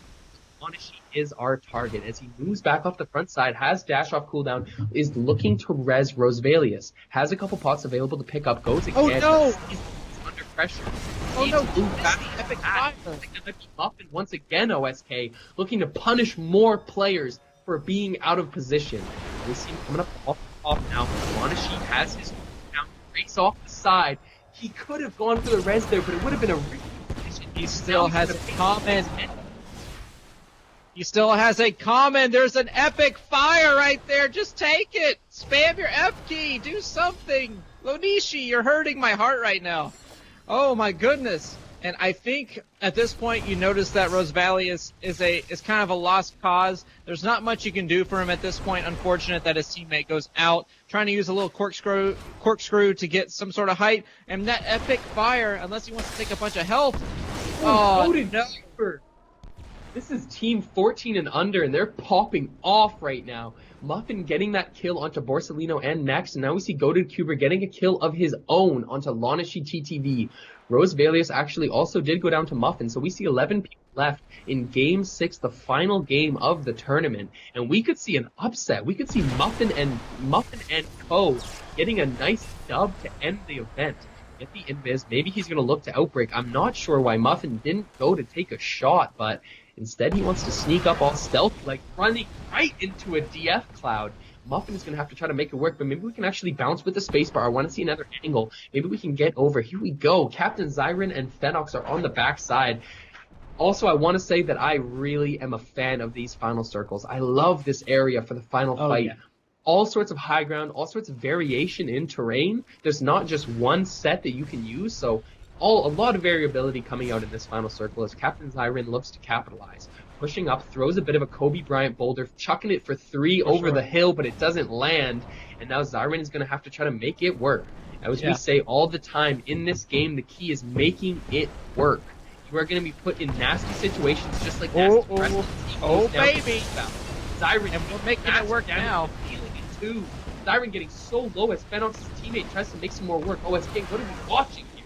I'm watching a teabag and a pot right here, and also taking a little bit of storm damage. Unfortunate, but Zyron is holding it down. Nice position right here as well. Not going to work well for his Stone Shaper, but that legendary fire is going to find some work. Unfortunately, someone's working on him right now, and Know You're Bad. Really quick bounce to end the tournament. We got to see the winners and how they wrap it up. Let me see a spacebar once or twice or 3 times as fast. Get me around the circle. Here we go. This is the angle I want to watch. We have to. It's tradition in the building to always watch the man with the most exiles for the final fight. As you see Croza getting the disrupt on the ARG bam, and it looks like Tfal is looking to follow that up. He does take a massive action of shot to the back, so T-Fal's in a bit of a vulnerable situation now. Ooh. Just 2 stone stamps will spell his death, but he is fearless. T-Fal continues to push forward, regardless of the situation, landing fireball after fireball onto the back. This is just an insane fight. T-Fal showing no fear as he continues to blast in so hard on the opponent. The DF Cloud comes out as more damage gold. T-Fal hasn't had armor in a minute and a half. He continues to play like he's full HP. There's Joker, one more to go. And there it is. Not stopping. Ladies and gentlemen, I could have not asked for a better Game 6 finish. That was surgical from T-Fal and Croza. I think we can all safe to say that they have taken this event home. Okay, tell me about what we just saw in that final little fight. Oh my goodness, we just saw absolute domination. I'm actually watching it on the replay right here as I'm watching the stream just for a second time. Oh my goodness, there's just so many good plays happening all at the same time. T-Fal does not miss on that fire. Now, I don't think he's missed very many shots at all in these final circle situations. Kind of hard to with the combust, but still getting those direct hits, applying the ignite, allowing for tracking for you and your teammate is absolutely insane. He's making the absolute best use that he can of it. It's amazing to watch. Absolutely amazing. Now, one thing I regret is that I wanted to get a quick camera angle over to Finox to see if he had that common toxic we all know him for. Unfortunately, T-Fal is a little bit too quick on the trigger, and he gets him a little fast. Yeah, T-Fal just showing us what it really looks like when you know your class, you know your ability, and you know your damage. I think what the most impressive thing about T-Fal's performance, though, wasn't just Game 6. It wasn't just the moment we saw in Game 4. It wasn't just the start of Game 1. It was the entire event from start to finish. He went hard. He made a minimal amount of mistakes for the past 2 hours and 15 minutes. Something that people forget is these contestants play 6 games back to back. It gets tiring. It's trying. It's a struggle. But you see that T-Fal managed to keep his consistency as he runs through it. I am so excited. I can't even contain the energy right now as we just had an amazing event. Game qualifier number 2. You know that the finals are coming on July 11th, so you can get yourself excited for that. We might have to quickly hit a BRB screen, and we're going to show you the scores live. We all know who came first, but I'd love to see 2nd, 3rd, 4th, and 5th. We have a new system, actually, to show you the scores. It's a beautiful little system perfected by Thunderson, Chris, and the crew over at Element. So a big shout-out to everybody behind the scenes at Element, people like Zen, people like Borsellino, people like T-Fal as well, all sorts of help we get. So we are actually, and Tin Man, how can I forget the man? Yeah, I was about to say, you're forgetting our main boy right here. I'm an awful person. What can I say? So we are going to quickly take a break, and we will be right back with you with the results. Thank you again, ladies. Oh, actually, though, before we do that, let's show the donations once again, OSK. Let's go.